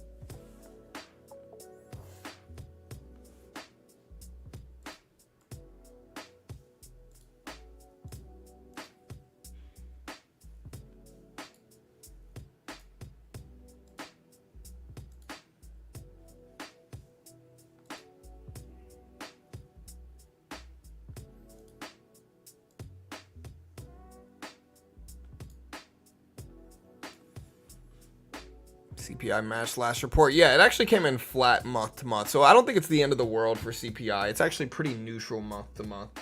Again, CPI month to month came in what it was last month, which is 0.4%. It was a little bit higher than expected, but it was basically what it was at the last month. Same thing with core. Core came in at 0.4. Last month it was 0.4. Year over year CPI did spike to 3.5, and that was at 3.2% last time. So compared to the same period last year, base CPI was higher than expected.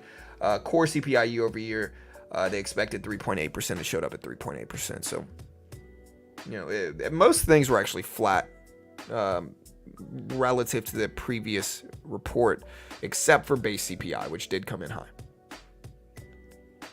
I don't know how far down the SPY is going to go or anything. No idea.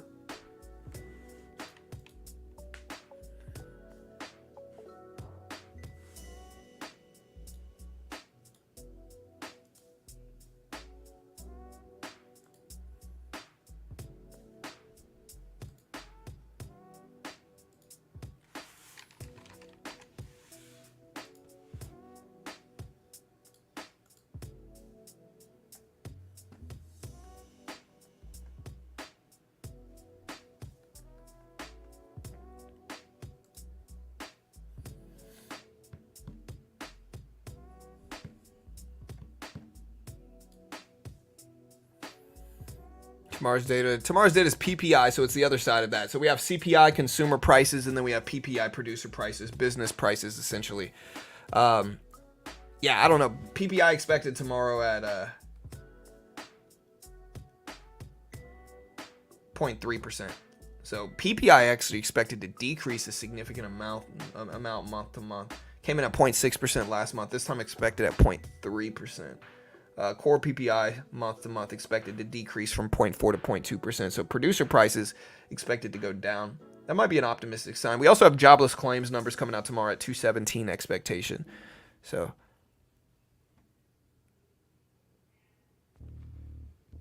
does it get annoying with so many people asking where a symbol is going? I'm new here, so I don't know. Yeah, I mean, it happens every day. I just assume they're rookie traders that don't know any better. You know what I mean?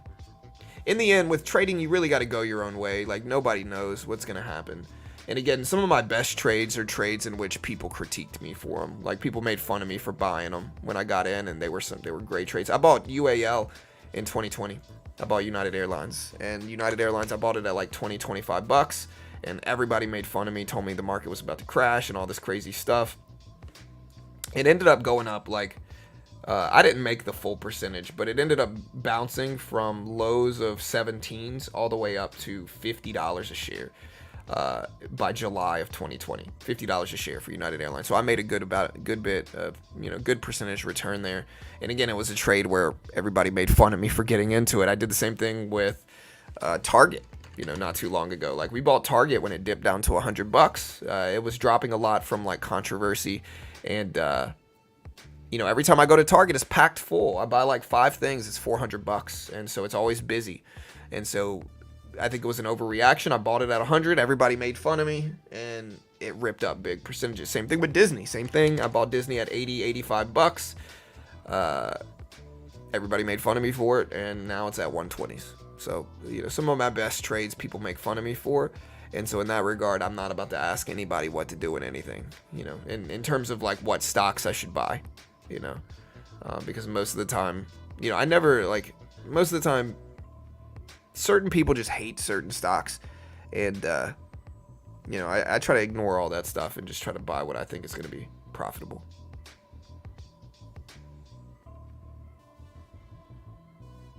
Oh well, yeah, especially in those communities, key.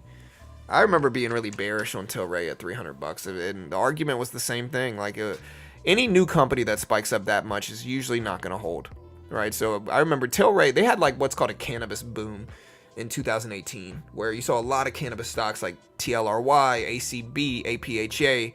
There was a bunch of cannabis stocks that started to run in that period. But yeah, they just didn't hold.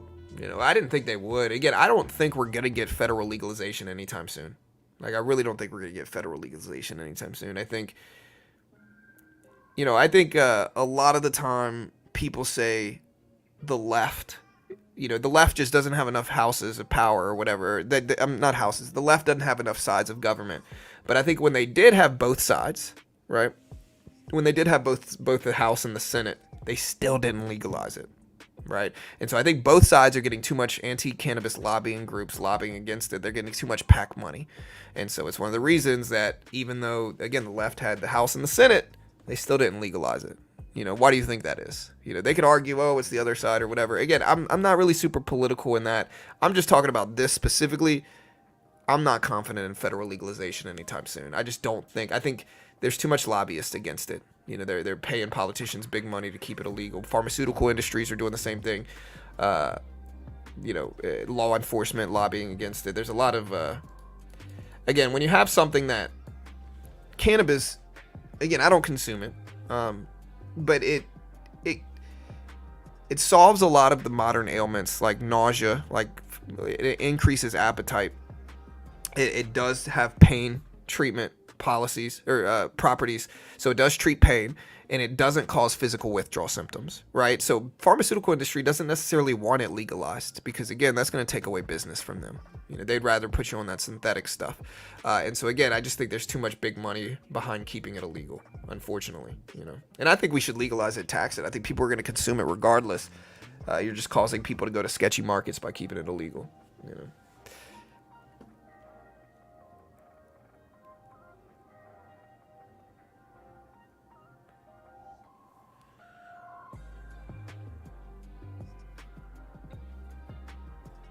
Federal legalization is bad. Well, no, I mean, the reason you want federal legalization outside of states' rights issues is because if it's federally legalized, banks can loan money on it, right? Like, one of the reasons they want it federally legalized is because that's going to evolve the business much more, is if banks can actually lend money on it and support those businesses. That's the reason people want federal legalization.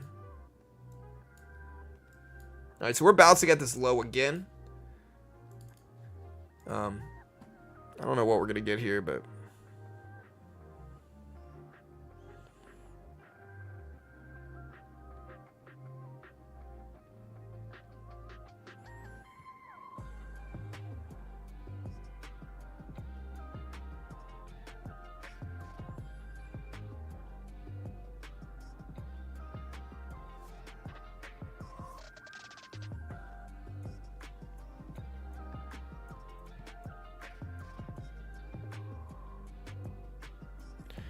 yeah, I mean, listen, some of it they have derivatives of it that are legal.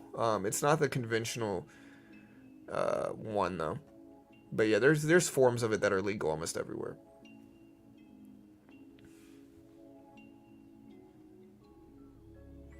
Inflation data was higher, Nitro. So inflation data was higher, almost universally, or it was universally higher than expected. All inflation data was up 0.1% versus expected. All of it.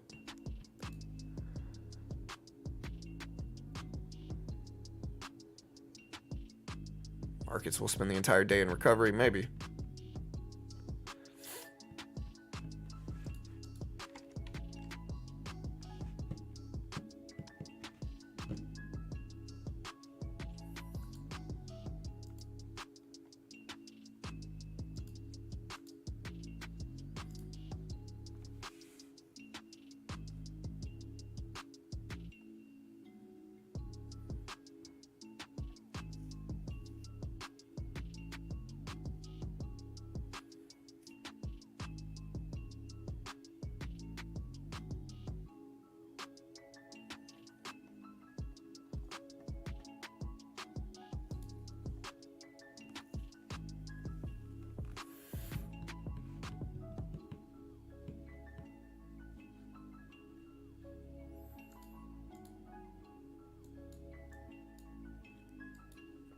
Yeah, I'm not going to get into that argument, really, Alex.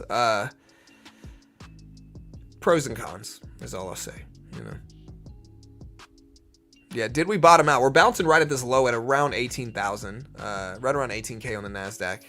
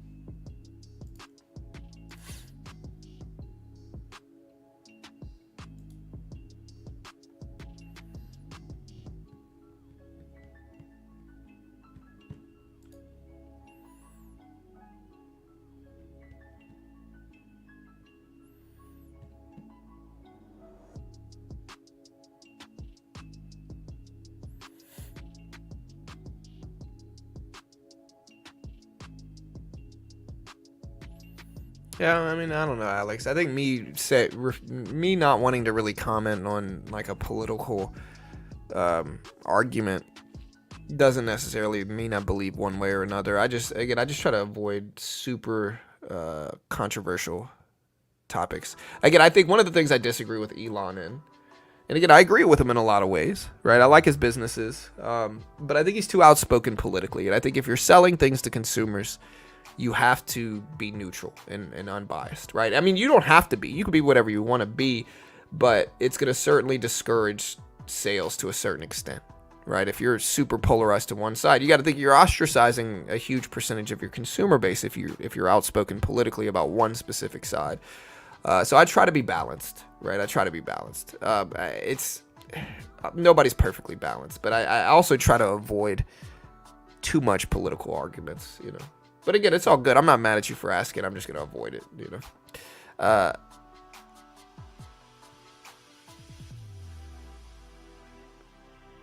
mean, I'm a capitalist. Don't get me wrong. I believe capitalism is obviously the best form of government we could have. Or democracy is the best form of government we could have, and capitalism is the best structure. I think, you know, people can bring up socialism or whatever, but there's never been a successful instance of it in history, really, you know. And so, you know, I'm a capitalist for sure. I think there's a reason people from all over the world want to come here for the most part. And I think that's objectively true. You know, and I think anybody that trades stocks that claims not to be a capitalist doesn't really understand. But, you know, everything else, I'm going to avoid it. Yeah, I know. Listen, I know. I'm not saying he doesn't.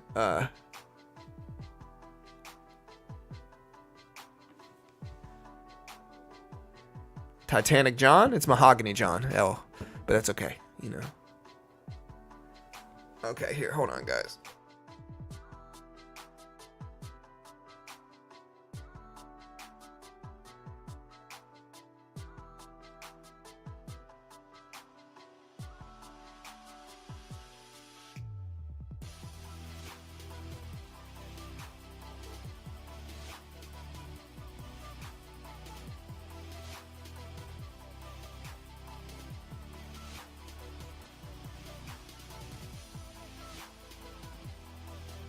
Sorry, I muted it. Everything's bouncing back up a little bit. We'll see what happens, but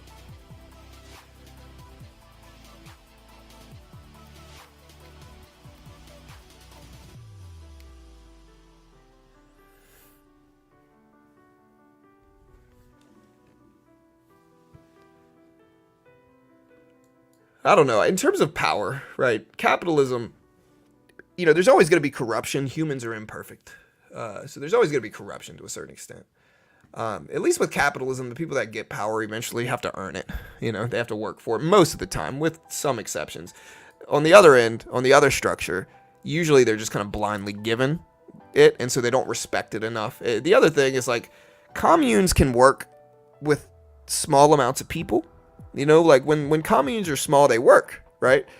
But when you get larger and larger and larger, individuals within those communes feel less a part of something, and they feel less known, less, you know, they feel like they're less, they're diluted, I guess is the easiest way to put it, and that leads to corruption as well, right? And so, I don't know.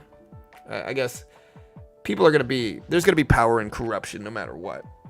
At least with capitalism, people have to earn it to a certain extent, right? Them or their family has to earn it, you know? And again, there's going to be corruption regardless. So,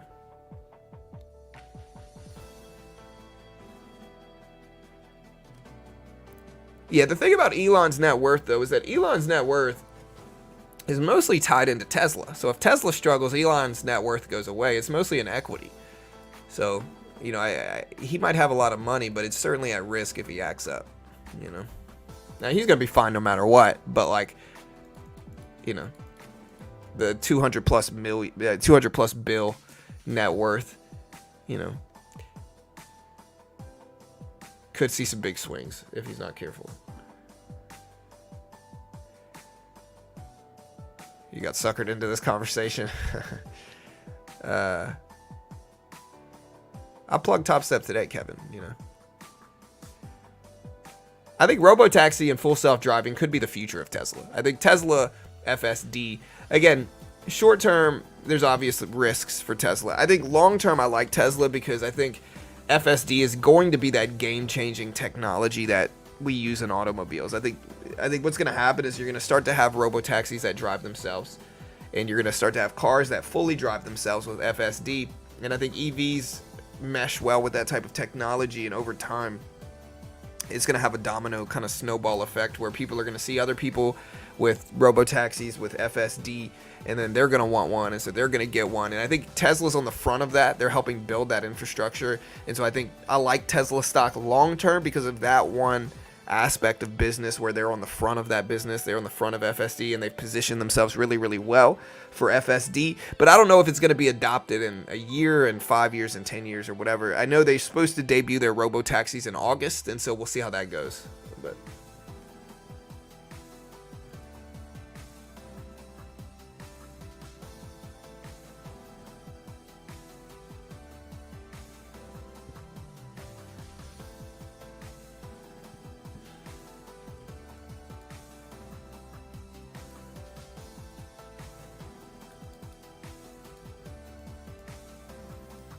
and again, on the other side of that, I think we should tax the rich. I think the rich should be taxed more. I think billionaires need to be taxed more, certainly.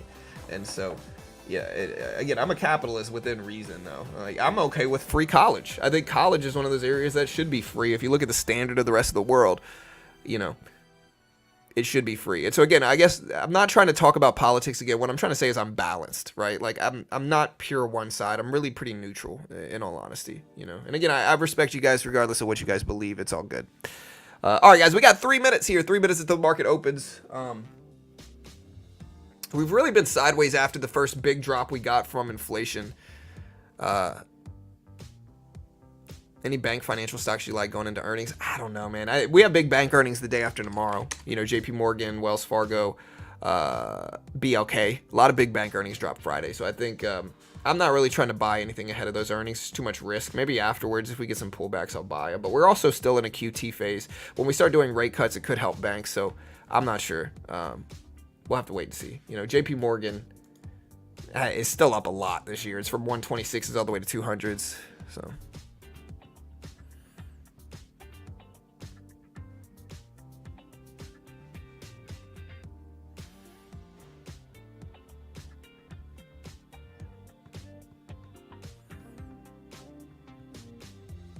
yeah, I mean, it's all good. I'm not really trying to argue about any of it. Or not really argue, but yeah, it's too divisive. It's all good, guys. It's all love. It's all good. Regardless of what you believe, whether you agree or disagree, it's all good. All right, guys. Hey, we got 2 minutes here left until the opening bell. United Airlines is spiking up. We had a lot of big red action from inflation data universally coming in higher than expected. Now we're sitting tight waiting. We had this big dip. Now we're starting to bounce back up.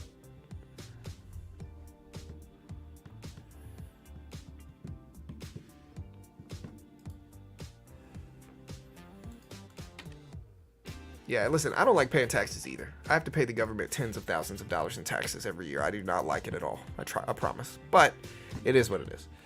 Google bouncing back a little bit. It's almost at 158. Almost green on the day. The NASDAQ still down a lot, although I think the NASDAQ was green heading into the day. Let's see where the previous closing price is. So the previous closing price is still well above us. So we still got a little ways until we're actually green on the day.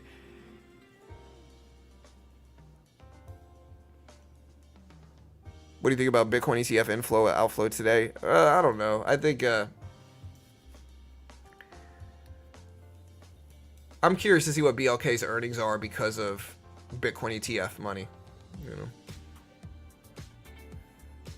I haven't looked at it for today for the actual inflow outflow data though. Yeah, you don't pay state taxes, but you pay property taxes, which is where Texas makes it back. Everybody always says Texas, no income tax, and that's great state-wise. But you pay 2.2% property taxes. They make their money back, you know. It's not a, you know, it's cool not having any state income tax, but you pay a lot in property taxes here, so they make it back. All right, guys, we got 20 seconds, 20 seconds.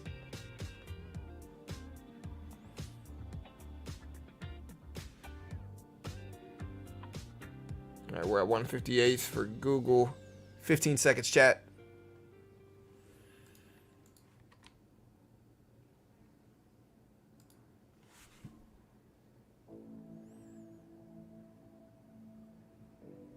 And here's the opening bell. All right, so there's the opening bell. Let's watch this big resistance level here. NASDAQ moving over it real quick. Here's the E-mini down here. We can put up bond prices. We'll put up the SPY as well, see what it's doing. I also want to put up NVIDIA because I'm really watching NVIDIA closely here. We're at 840s right now for NVIDIA. NVIDIA's starting to rebound some. We'll see if it holds. Still at the 200 EMA volume weighted average price levels here. So we'll see if it can fight its way back above. But we do have a cushion on the day trading futures. But we're going to let the opening bell play out a little bit before we start jumping into positions.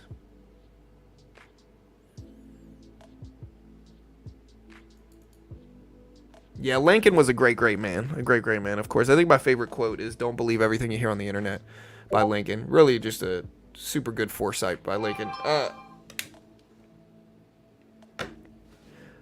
All right, guys. Google rejecting a little bit. We got NASDAQ rejecting a little bit as well. NVIDIA falling down, rejecting at the VWAP level. SPY still under the VWAP as well. So we've had red action. We're still in this range, though, and I need us to break out of this range before we take any positions here. We still have a bunch of economic data coming out today. So we do have a bunch of economic reports coming out, not today, tomorrow. And we got the Fed meeting, the FOMC minutes report today. So we do have a lot of stuff still dropping this week. I'm wondering if we get choppy action now after we've made the dip already. I wonder if we chop until this economic report happens this morning or this afternoon, as well as PPI tomorrow, bank earnings on Friday.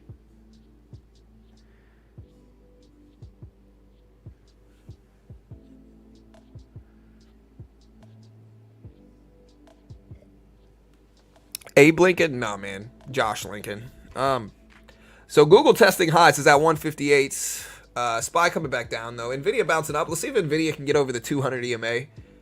Yeah, the top 3 dad jokes in the world right now. I'm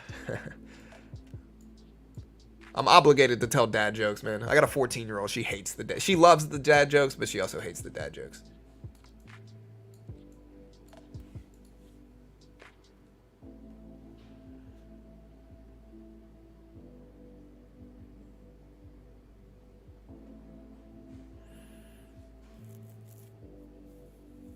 When the CPI release, I don't know, man. You know, listen, I'm not saying that it could be in big letters right beneath me right here, just to, and weatherman this, like just in this general area right here. I'm not saying it could be right underneath me in big bold letters. I'm not saying that at all, but it might be. All right, we have the NASDAQ breaking over that support level again. Watch NVIDIA. If NVIDIA can get over the 200 EMA, I think that's an optimistic sign, but it could reject that level as well.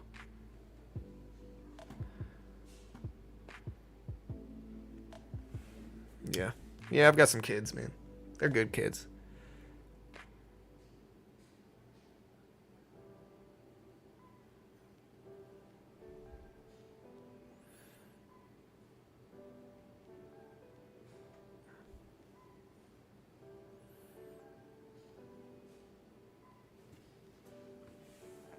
All right, so we again, we are rejecting at that 200 EMA level in NVIDIA. 200 EMA is such a big milestone level. A lot of traders watch it. So I usually look at kind of like a milestone level. So if we could break over it and hold support and then continue, I think that's an optimistic sign, because if we break over it, a lot of the time it's going to act as support. If we can't, though, again, we could reject and come back down. Choppy open as well. SPY went down, up, back down. NVIDIA went down, up, back, coming back down a little bit now. The NASDAQ under this level as well. Typically, I try to wait 4 minutes or so until the market plays out for the first range, the first opening range.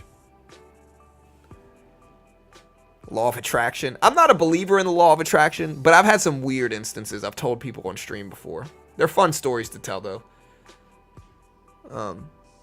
Again, my daughter and I were trying to get one of her phones set up. And I've told this story a bunch, but it's a fun story. I'm going to tell it again. My daughter and I were trying to get her phone set up. And like every time we try to process adding minutes to it, it would say, hey, we hit a snag. We hit a snag. And every time we'd process it, she was pretty negative about it. She'd be like, oh, it's not going to work. And we'd process it and it wouldn't work. And she did that about like 5 to 10 times where we hit a snag, we hit a snag, we hit a snag. Eventually I was like, hey, we're going to be positive. I was like, it's going to work this next time. This next time I'm going to press this button and it's going to work. And so sure enough, we pressed the button and boom, it works. We did exactly the same thing that we did before. We just spoke positivity to it. And it freaking worked, man. It freaking worked. She was tripped out by it. Like she was shocked. I kind of was too. It was weird. You know, so again, I'm not saying the law of attraction works. If it does work, it must mean we're in a simulation though. Like that's the only like argument I would give for it. Like if there is a law of attraction, it must mean that we're in some shared simulation space where like they're reusing thoughts and they're reusing things. But again, yeah, I'm not saying I believe it. I don't believe it, but still. Fun argument to have, I guess. All right, anyways, Google bounced it up a little bit. We did break over the 200 EMA on NVIDIA.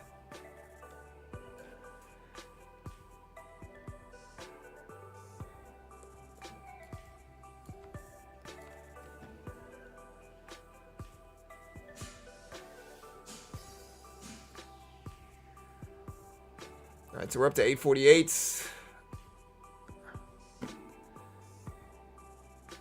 might buy this dip. I'm going to buy this right here. It's usually not something I would buy, but I'm going to take my first position. I just think the NVIDIA chart is over the 200 EMA. A lot of stuff starting to rebound back up. And so we can take a first started position here. Boom. We're going to go ahead and cover there. So we are up about $100 on the day. We will buy a pullback here into this. One contract.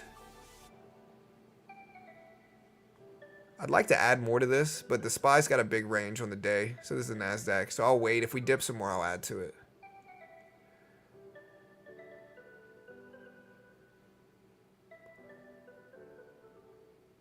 I'm going to go ahead and take this off, I guess. Like, we just, you know, we're up over $100. We just made so much on one contract that I just wanted to take it. So we got a 6-to-1 win-loss ratio. We are up about $110 on the day right now. NVIDIA is shooting up over that 200 EMA, like we said. I told you guys when we broke the 200 EMA, it might be an optimistic sign. We are running into the previous closing price right here, and so that might be a resistance level. And again, I am day trading on Apex's funded account program right now. This is a 50K funded account. They gave me, again, Apex gives you a demo, test your skill. If you could pass the test, they fund you. It's really good for day traders learning how to day trade, or if you're good enough at day trading, you just don't have that much startup money. They give you a demo, they test your skill. If you pass the test, they fund you. For this funded account in futures, they gave me a 50K demo. I had to hit 3,000 in profit without losing 2,500. Once I did that, I followed their rules. They funded me 50K with a 90% split. I am green in this account, and you can see it's very similar to day trading stocks. Like I can buy market. I'm gonna cut in a little bit here. Although we're gonna start small, but I can buy market, sell market. You know, day trading very similar to blue chip day trading stocks. There's just no PDT rule here, so I'm gonna add a little bit more. We're gonna scale into a larger position. We have a cushion, so I'm gonna add to this. See if we can catch a good move here. We have 4 contracts now. And we're going to add, you know, a decently large position here. We have 6 contracts now. Let's try to be patient, see if we get a bounce.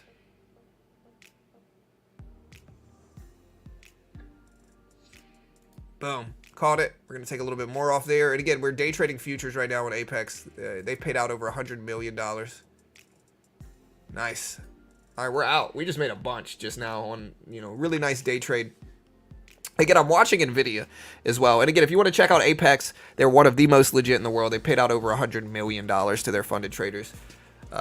Here's the link right there. Use promo code BT, Beginner Trading BT. They are a sponsor. I'm biased because they pay me money, you know, so I'm biased, of course. If you want the max discount, always use promo code BT. Understand CFTC 4.41, hypothetical or simulated performance results have limitations. Unlike an actual performance record, simulated do not represent actual trading and a lot of other good stuff. So understand that rule. I am day trading essentially the QQQ price action. Yeah, I love toss.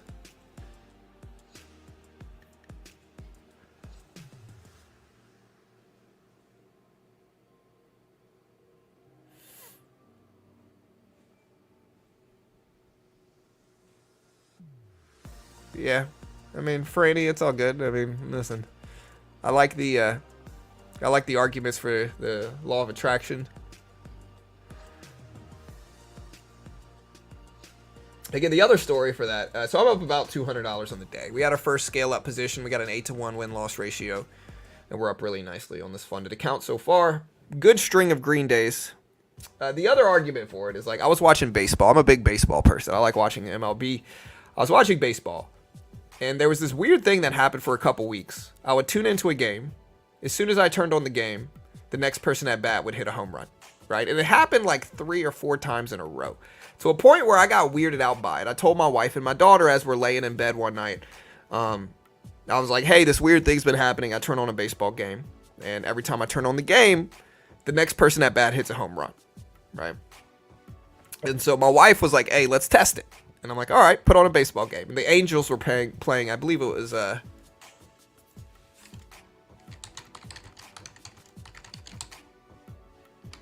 Taylor Ward was up to bat. I remember this. Taylor Ward was up to bat. My wife's like, okay, let's test it. So I put on the Angels game. Taylor Ward takes the next pitch, rips it to left field over the fence. you know. And again, my wife's jaw dropped. My daughter's jaw dropped as well. They're like, what the heck? Eventually, we kept trying it, and it didn't work. But it was freaking weird. I haven't tried it this year yet.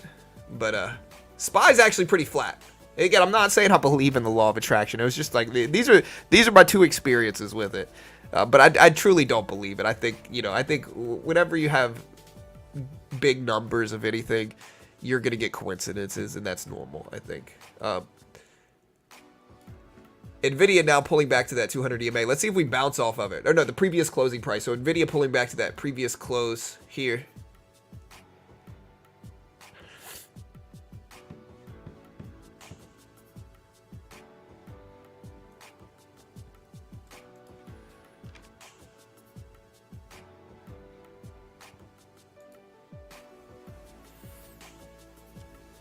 I'm a new baseball fan. Shohei Ohtani brought me here. I consider baseball games kind of like a dopamine detox. So your brain uses all these dopamines, like your reward system in your brain, right? So if it's something that you should be rewarded for, they send out dopamine, right, to make you happy, like pleasure chemicals in your brain, right? And so the problem is that reward system is manipulated a lot by like social media and by, like TikTok, to be honest. And so, typically, you have to wait to get all these interesting things in your brain to give you that kind of reward system in your brain of excitement, of adrenaline. But a lot of the time now it's diluted because of social media, where like with social media, with shorts, you can watch so many different context changes in such a small period of time that it dilutes the dopamine system in your brain. And makes you get less excited for things in general, makes your attention span worse, and overall just kind of makes it harder for you to enjoy things. One of these big things that has come up over the last 5 years is something called dopamine detox. It's basically subjecting yourself to really boring experiences so that you get more excited about work, right? Like people do it a lot with work. Like if you want to get really into something, I have ADHD, so I don't have any problem. I don't have any issues channeling my interest into one specific thing that I'm interested in. People with ADHD like me can hyper focus on things if I'm interested in something, but a lot of people use it for work where they subject themselves to really boring day where they don't have TV, they don't have radio, they don't have books. They just kind of sit around refreshing their dopamine system.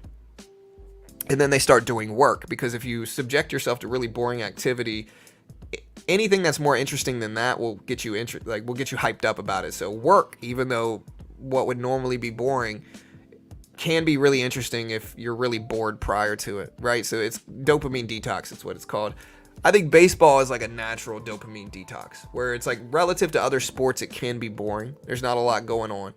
But every now and then you get something really, really exciting happen, like a home run, like a really good full count, home run type of thing. I think it's like natural. I think MMA is kind of the same thing, where you watch MMA fights. A lot of fights might be boring, and then all of a sudden you get some craziness happen. I think that's why people watch sports like that. But baseball is like my favorite sport to watch outside of MMA and football. I probably like watching football a little bit more, but...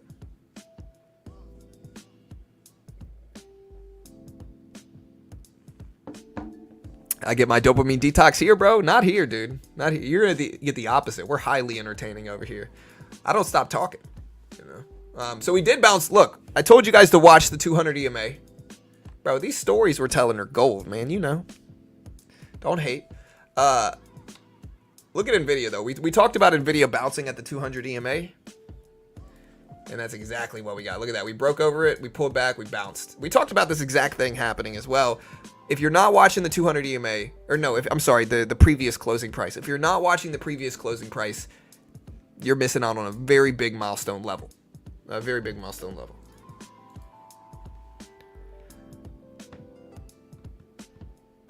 Yeah, baseball's a chess game. You know what's really like chess is jiu-jitsu. Like I do BJJ, jiu-jitsu.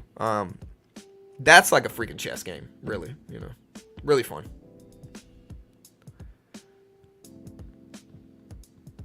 Inflation is rising higher than expected and market's still rising. Why? Well, I mean, you're zoomed in too much, Kevin. Inflation already influenced the market way down here. And so if we drop this much after something, and then bounce back this much, does it mean we're green or are we still red? I would argue we're still red. You know, if we drop this much and then do a small bounce, it doesn't mean we're green. You know, the market's not just going to go like this. You know what I mean? You got to take the full day's trend into context here, brother.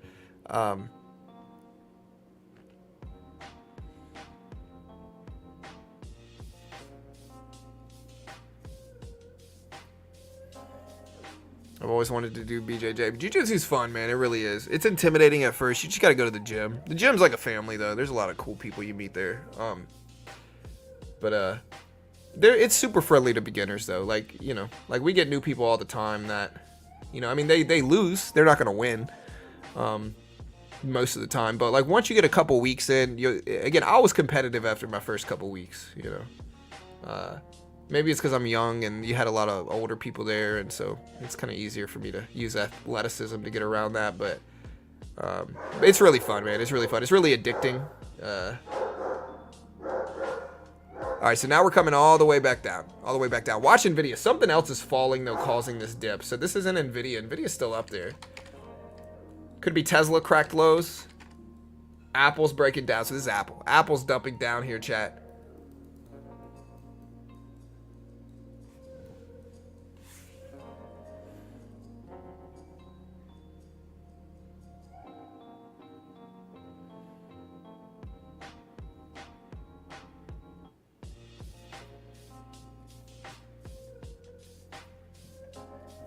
Yeah, tech is falling.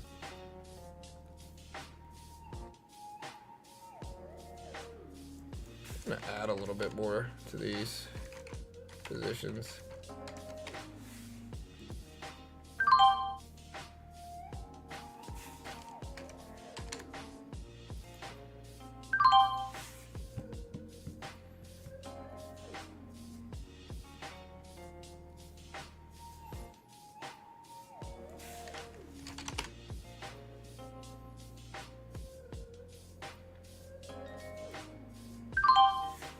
Alright, so we added some. We took a little bit off of some that we were green in, and then we added some to tech on this pullback.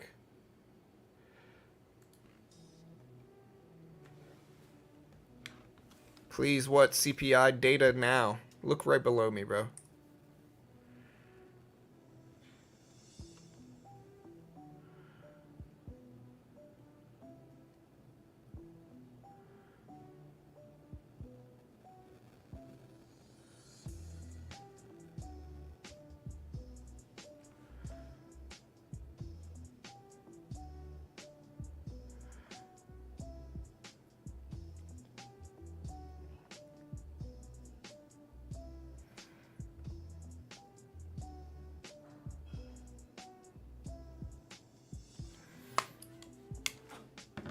I would scale down. Meme said, how would you trade your first ever PA account? I would scale down substantially. You know, I think the biggest mistake people make is like you have to take risks when you're trying to get funded. You got to take risks, right? So when you're trying to get funded, you got to take risks. The problem is that, you know, once you're actually funded, you should scale down your size and trade slow and small. SPY very flat on the day, very flat. NVIDIA testing highs. It's kind of dragging the rest of the market up and tech up with it.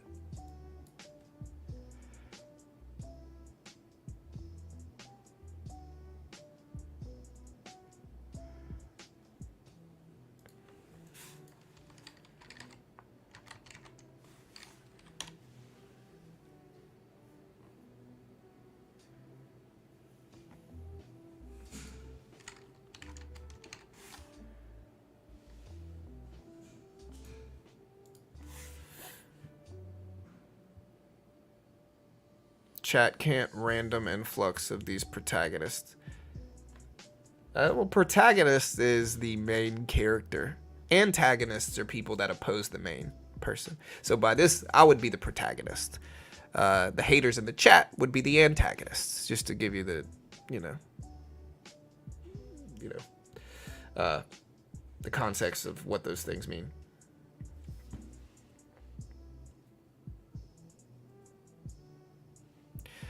You have to. What do you mean? Does the goes 3K profit for a day or a week or month? I mean, you have to take at least 2 days to make it on Top Step.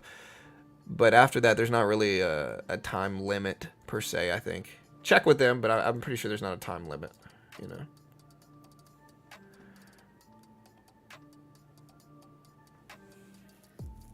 Hey, nice alpha. Congrats, man. 300K. Nice, dude. That's great.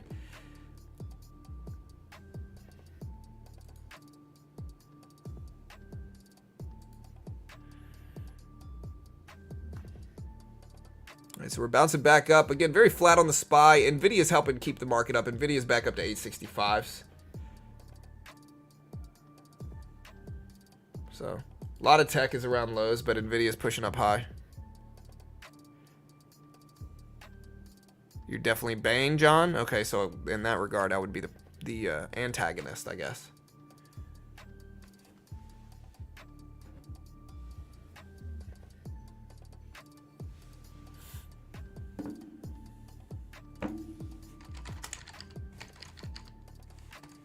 Yeah.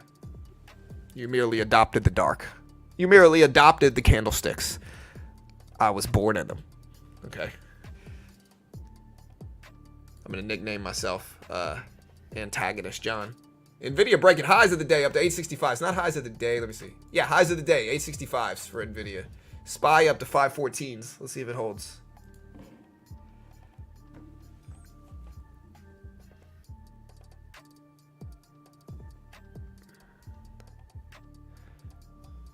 Yeah, remember, today we got the FOMC minutes report. It's a big report, chat. It's a big report. Y'all be careful.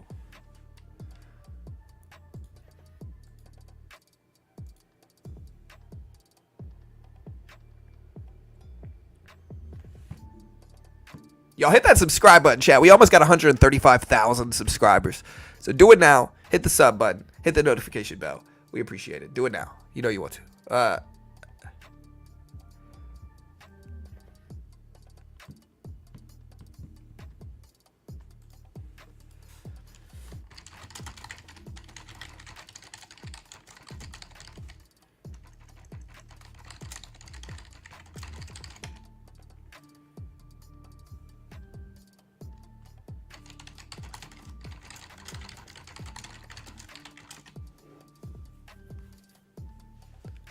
SPY very flat. I think maybe the market's waiting for the Fed minutes report.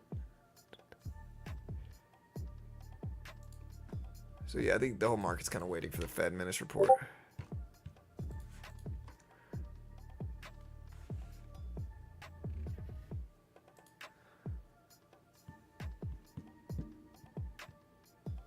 AMC's been getting wrecked every day. I don't even like looking at it. I'm in it right now. I don't know what I want to do with it, bro. I've been in it. I'm not down that much. Like, it's not a big enough position, but AMC is a wreck, man. AMC shows what happens if you buy a stock because of the community around it, not the actual fundamental health of a company. Is what AMC shows you. You know, unfortunately, that's what it shows you. All right. I got a haircut, man. Listen, I told her I wanted her to leave my bangs long, and she cuts my hair really, really short. Really, really short. It's probably the shortest it's been in a while. I used to hate my hair this short too, but you know, top 3 shortest haircuts ever in the world. I wanted her to taper the back. It does make my beard look good though. Top 3 best beards. But yeah, I wanted her to taper the back, and so, you know. How about Mara Mining Company? The interesting thing is with the halving coming up on the 20th, what it's gonna do to Mara, Riot, other miners. At least you have a beard. Imagine without. Listen, bro, I was one of those people that could not grow a beard most of my life. Like, most of my life, I could not grow a beard. If you look at me in if you look at me in my 20s, right? If you look at me in my 20s, let me find it. I got a picture too. Hold on.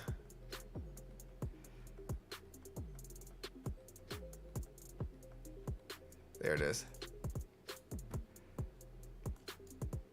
If you look at me in my early, this actually, I think this was probably like, I probably was like 18 in this picture. If you look at me when I was 18, I could not grow a beard at all. Like, I could not grow a beard at all. I used to have like a little bit of stub right here. I was one of those guys that couldn't grow a beard, and so I somehow thought like this would make me look better. You know, like not a soul patch, but like a wannabe goatee with a couple hairs. For whatever reason, I thought like, yo, I look older. I always looked young, right? So I always looked young. But for whatever reason, I thought that would make me look better. I now realize it doesn't. It makes it look like I even, you know, at least if I clean shave, people think I shave, right? If you got that, that's basically like saying, yo, I can't grow a beard. But yeah, point is, you got those friends that can just grow these beautiful beards when they're freaking 15. You know, like I was not one of them. I could not grow a beard at all when I was 15. It took me, I wasn't able to grow a beard until I was like 25.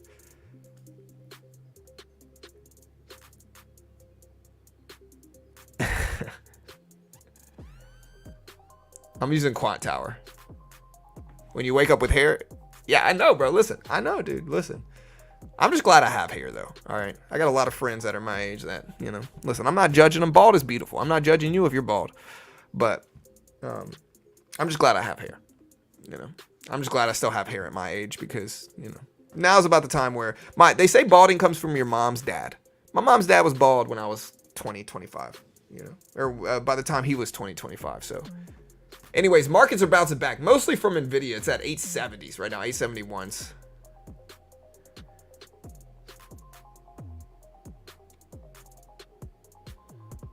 Eminem? Nah, bro. I never listened to Eminem like that. Not like that. I was born in I grew up in the 90s. And so there was a period when his first few albums came out that everybody listened to him for the most part. Not everybody, but when I was this age, I was probably listening more to like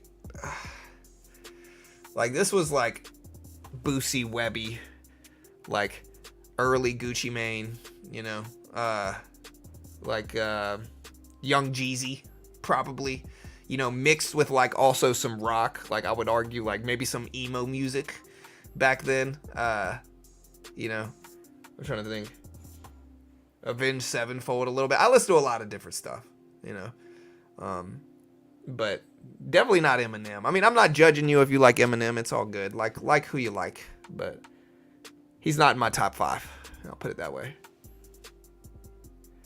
Yeah, Linkin Park. You know, this was a little bit after Linkin Park. I listened to Linkin Park in the early 2000s, so this was like, I don't know how old I was here, man. Yeah, Fox. Theo. Yeah, Fox. I like Fox. Fox had a great album. You know. Great album. Kind of fell off a little bit, but I like him. That album's still a classic.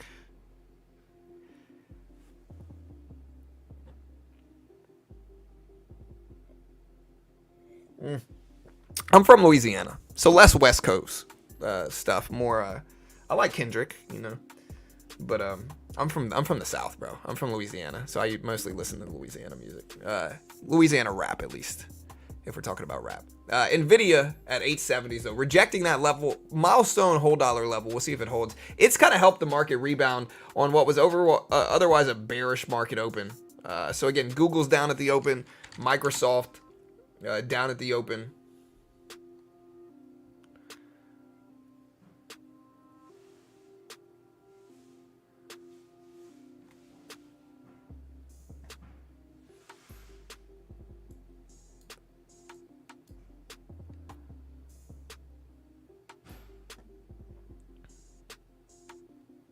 All right, the SPY almost pulling back down to the volume weighted average price. Very choppy open though. I think maybe the market's waiting for the FOMC minutes report.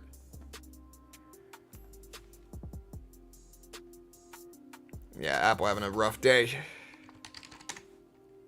Yeah, it was higher at the open. It looked good this morning. It's rejected a lot.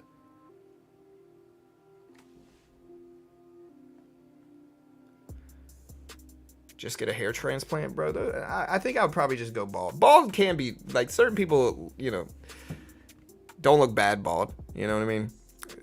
Those hair transplants, they look messy, man. I'm not, like, they look rough. I don't know if I want, it looks like a major surgery to get that stuff.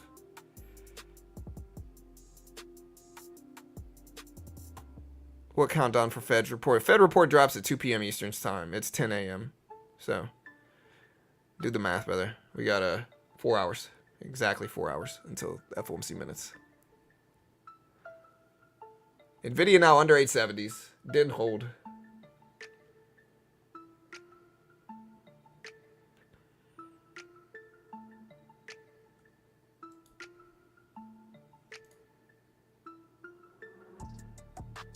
Yeah, we're not going to say stuff like that, Gordon. Come on now, you're going to get banned in here, bro. You should know better.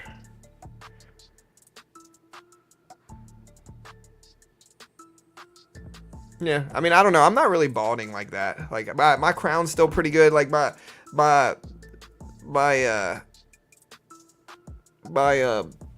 some of the front is receding a little bit, but like I think everybody recedes a little bit by this age. It hasn't really gone back in a long time though, so I think it just matured a little bit as you get older. Google started to bounce back. It's at 157. No, I don't really trade Forex, Nathan. It's mostly just futures, stocks. What happened to the CPI report? It came out, market dipped a lot. Yeah, I mean, I'm not judging you if you do. Heck, it's all good. It happens, you know?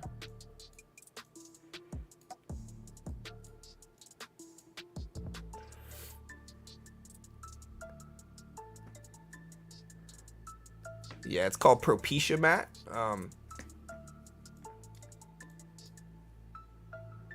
I don't know, bro. If you look at the side effects for some of those stuff, they look kind of rough. I'm not saying I wouldn't use it. If I started losing my hair, I'm gonna Propecia it up. But I'm not gonna use it unless I really have to, I think. Yeah, the problem with Forex is that a lot of the time if you want to do so without restriction, you got to use like VPNs and stuff to get leverage. That's the reason the futures market's better, in my opinion. I'm in my 30s. Well, HIMS is Propecia. It's the same thing. I mean, it's Propecia and it's minoxidil. So it's basically, what's it called, man? What's the spray? Or sorry, what's the spray they put on your hair? It's minoxidil is the chemical name for it. It's it had like a big brand that did it. So HIMS is just Propecia and Rogaine. Yeah, that's what it is. So HIMS is just Propecia and Rogaine.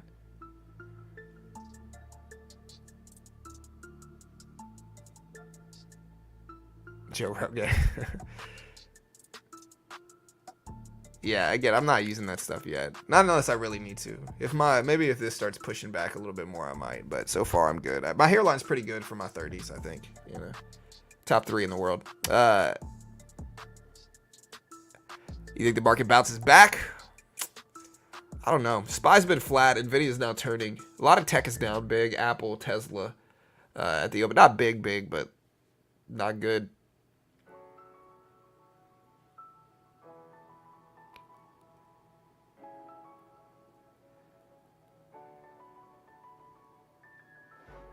It's same for 30s, maybe top 2.5%. Definitely top 2, I think, right now.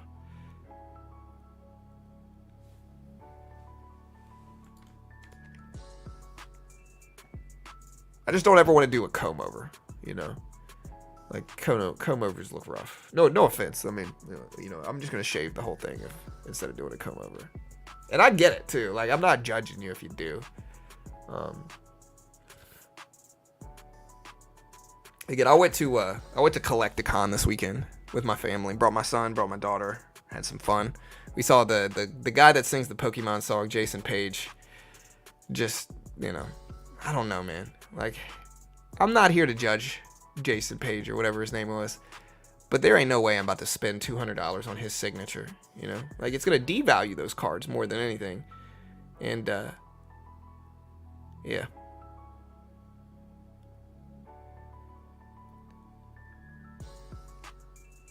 Hey, what's up, Corey? Thanks, man.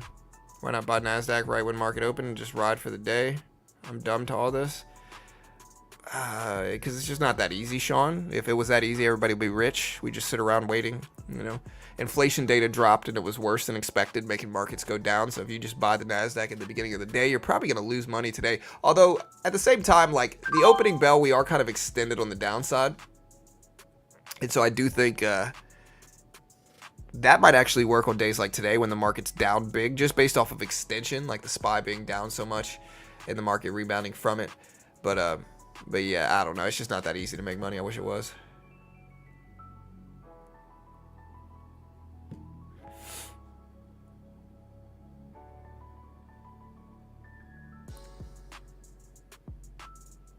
Yeah. We have good conversations here, bro. We try to keep it fun here, you know. Yeah, Fed minutes today, too. We'll have thousands of people here for Fed minutes as well. It'll be chaotic, too. These Fed things, we got a lot of people here for. Yeah, that was my alert. That was my alert for toss, is what it was.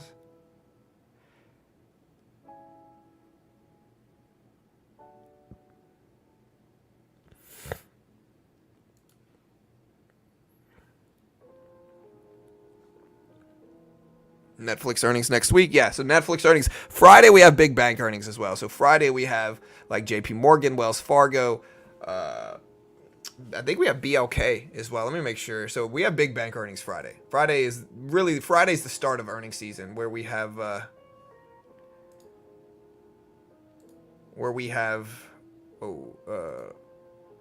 yeah, so Friday we've got JP Morgan, BLK, Wells Fargo, Citigroup, Progressive, State Street, and Bank 7. So big bank earnings Friday.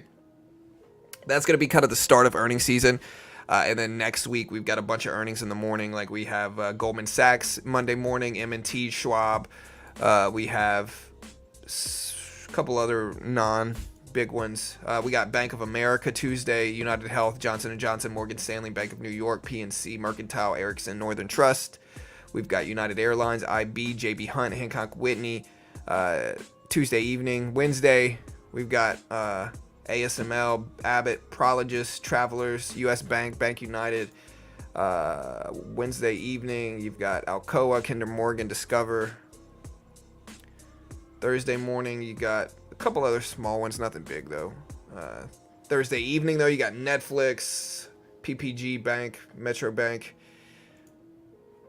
And then Friday, you got Amex, Procter & Gamble, a couple other ones. So we got some stuff going on next week as well in earnings. The big earnings start the week after that, though. So the week of the 22nd of April, that's when Tesla earnings. You got GM, UPS, Pepsi, Tesla, Visa, Enphase, Boeing, AT&T, Meta on Wednesday of that week. So a bunch of big earnings.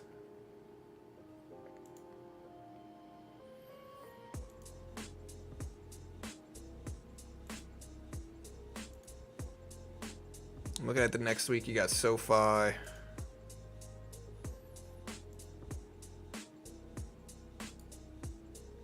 Pfizer, QCOM,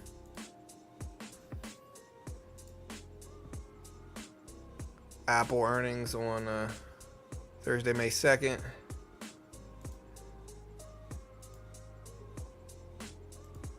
I know Nvidia earnings are our biggest stream ever.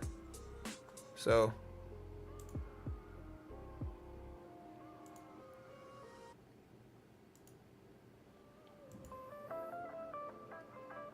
I do like the fact that they're not doing earnings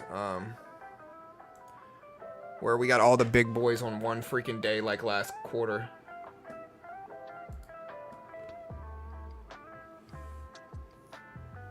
Yeah, I'm curious to see about the BLK earnings because of the Bitcoin ETFs. Fed minutes is at 2 p.m. Eastern time today. It's in about 4 hours.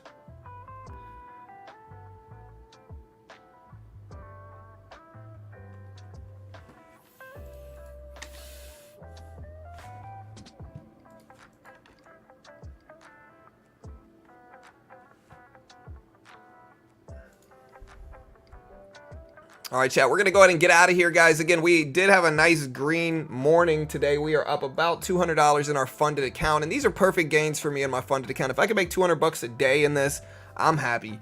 I keep 90% of the profit. Again, this is a 50K funded account on Apex, which is one of the most legit in the world. They've paid out over $100 million to their traders.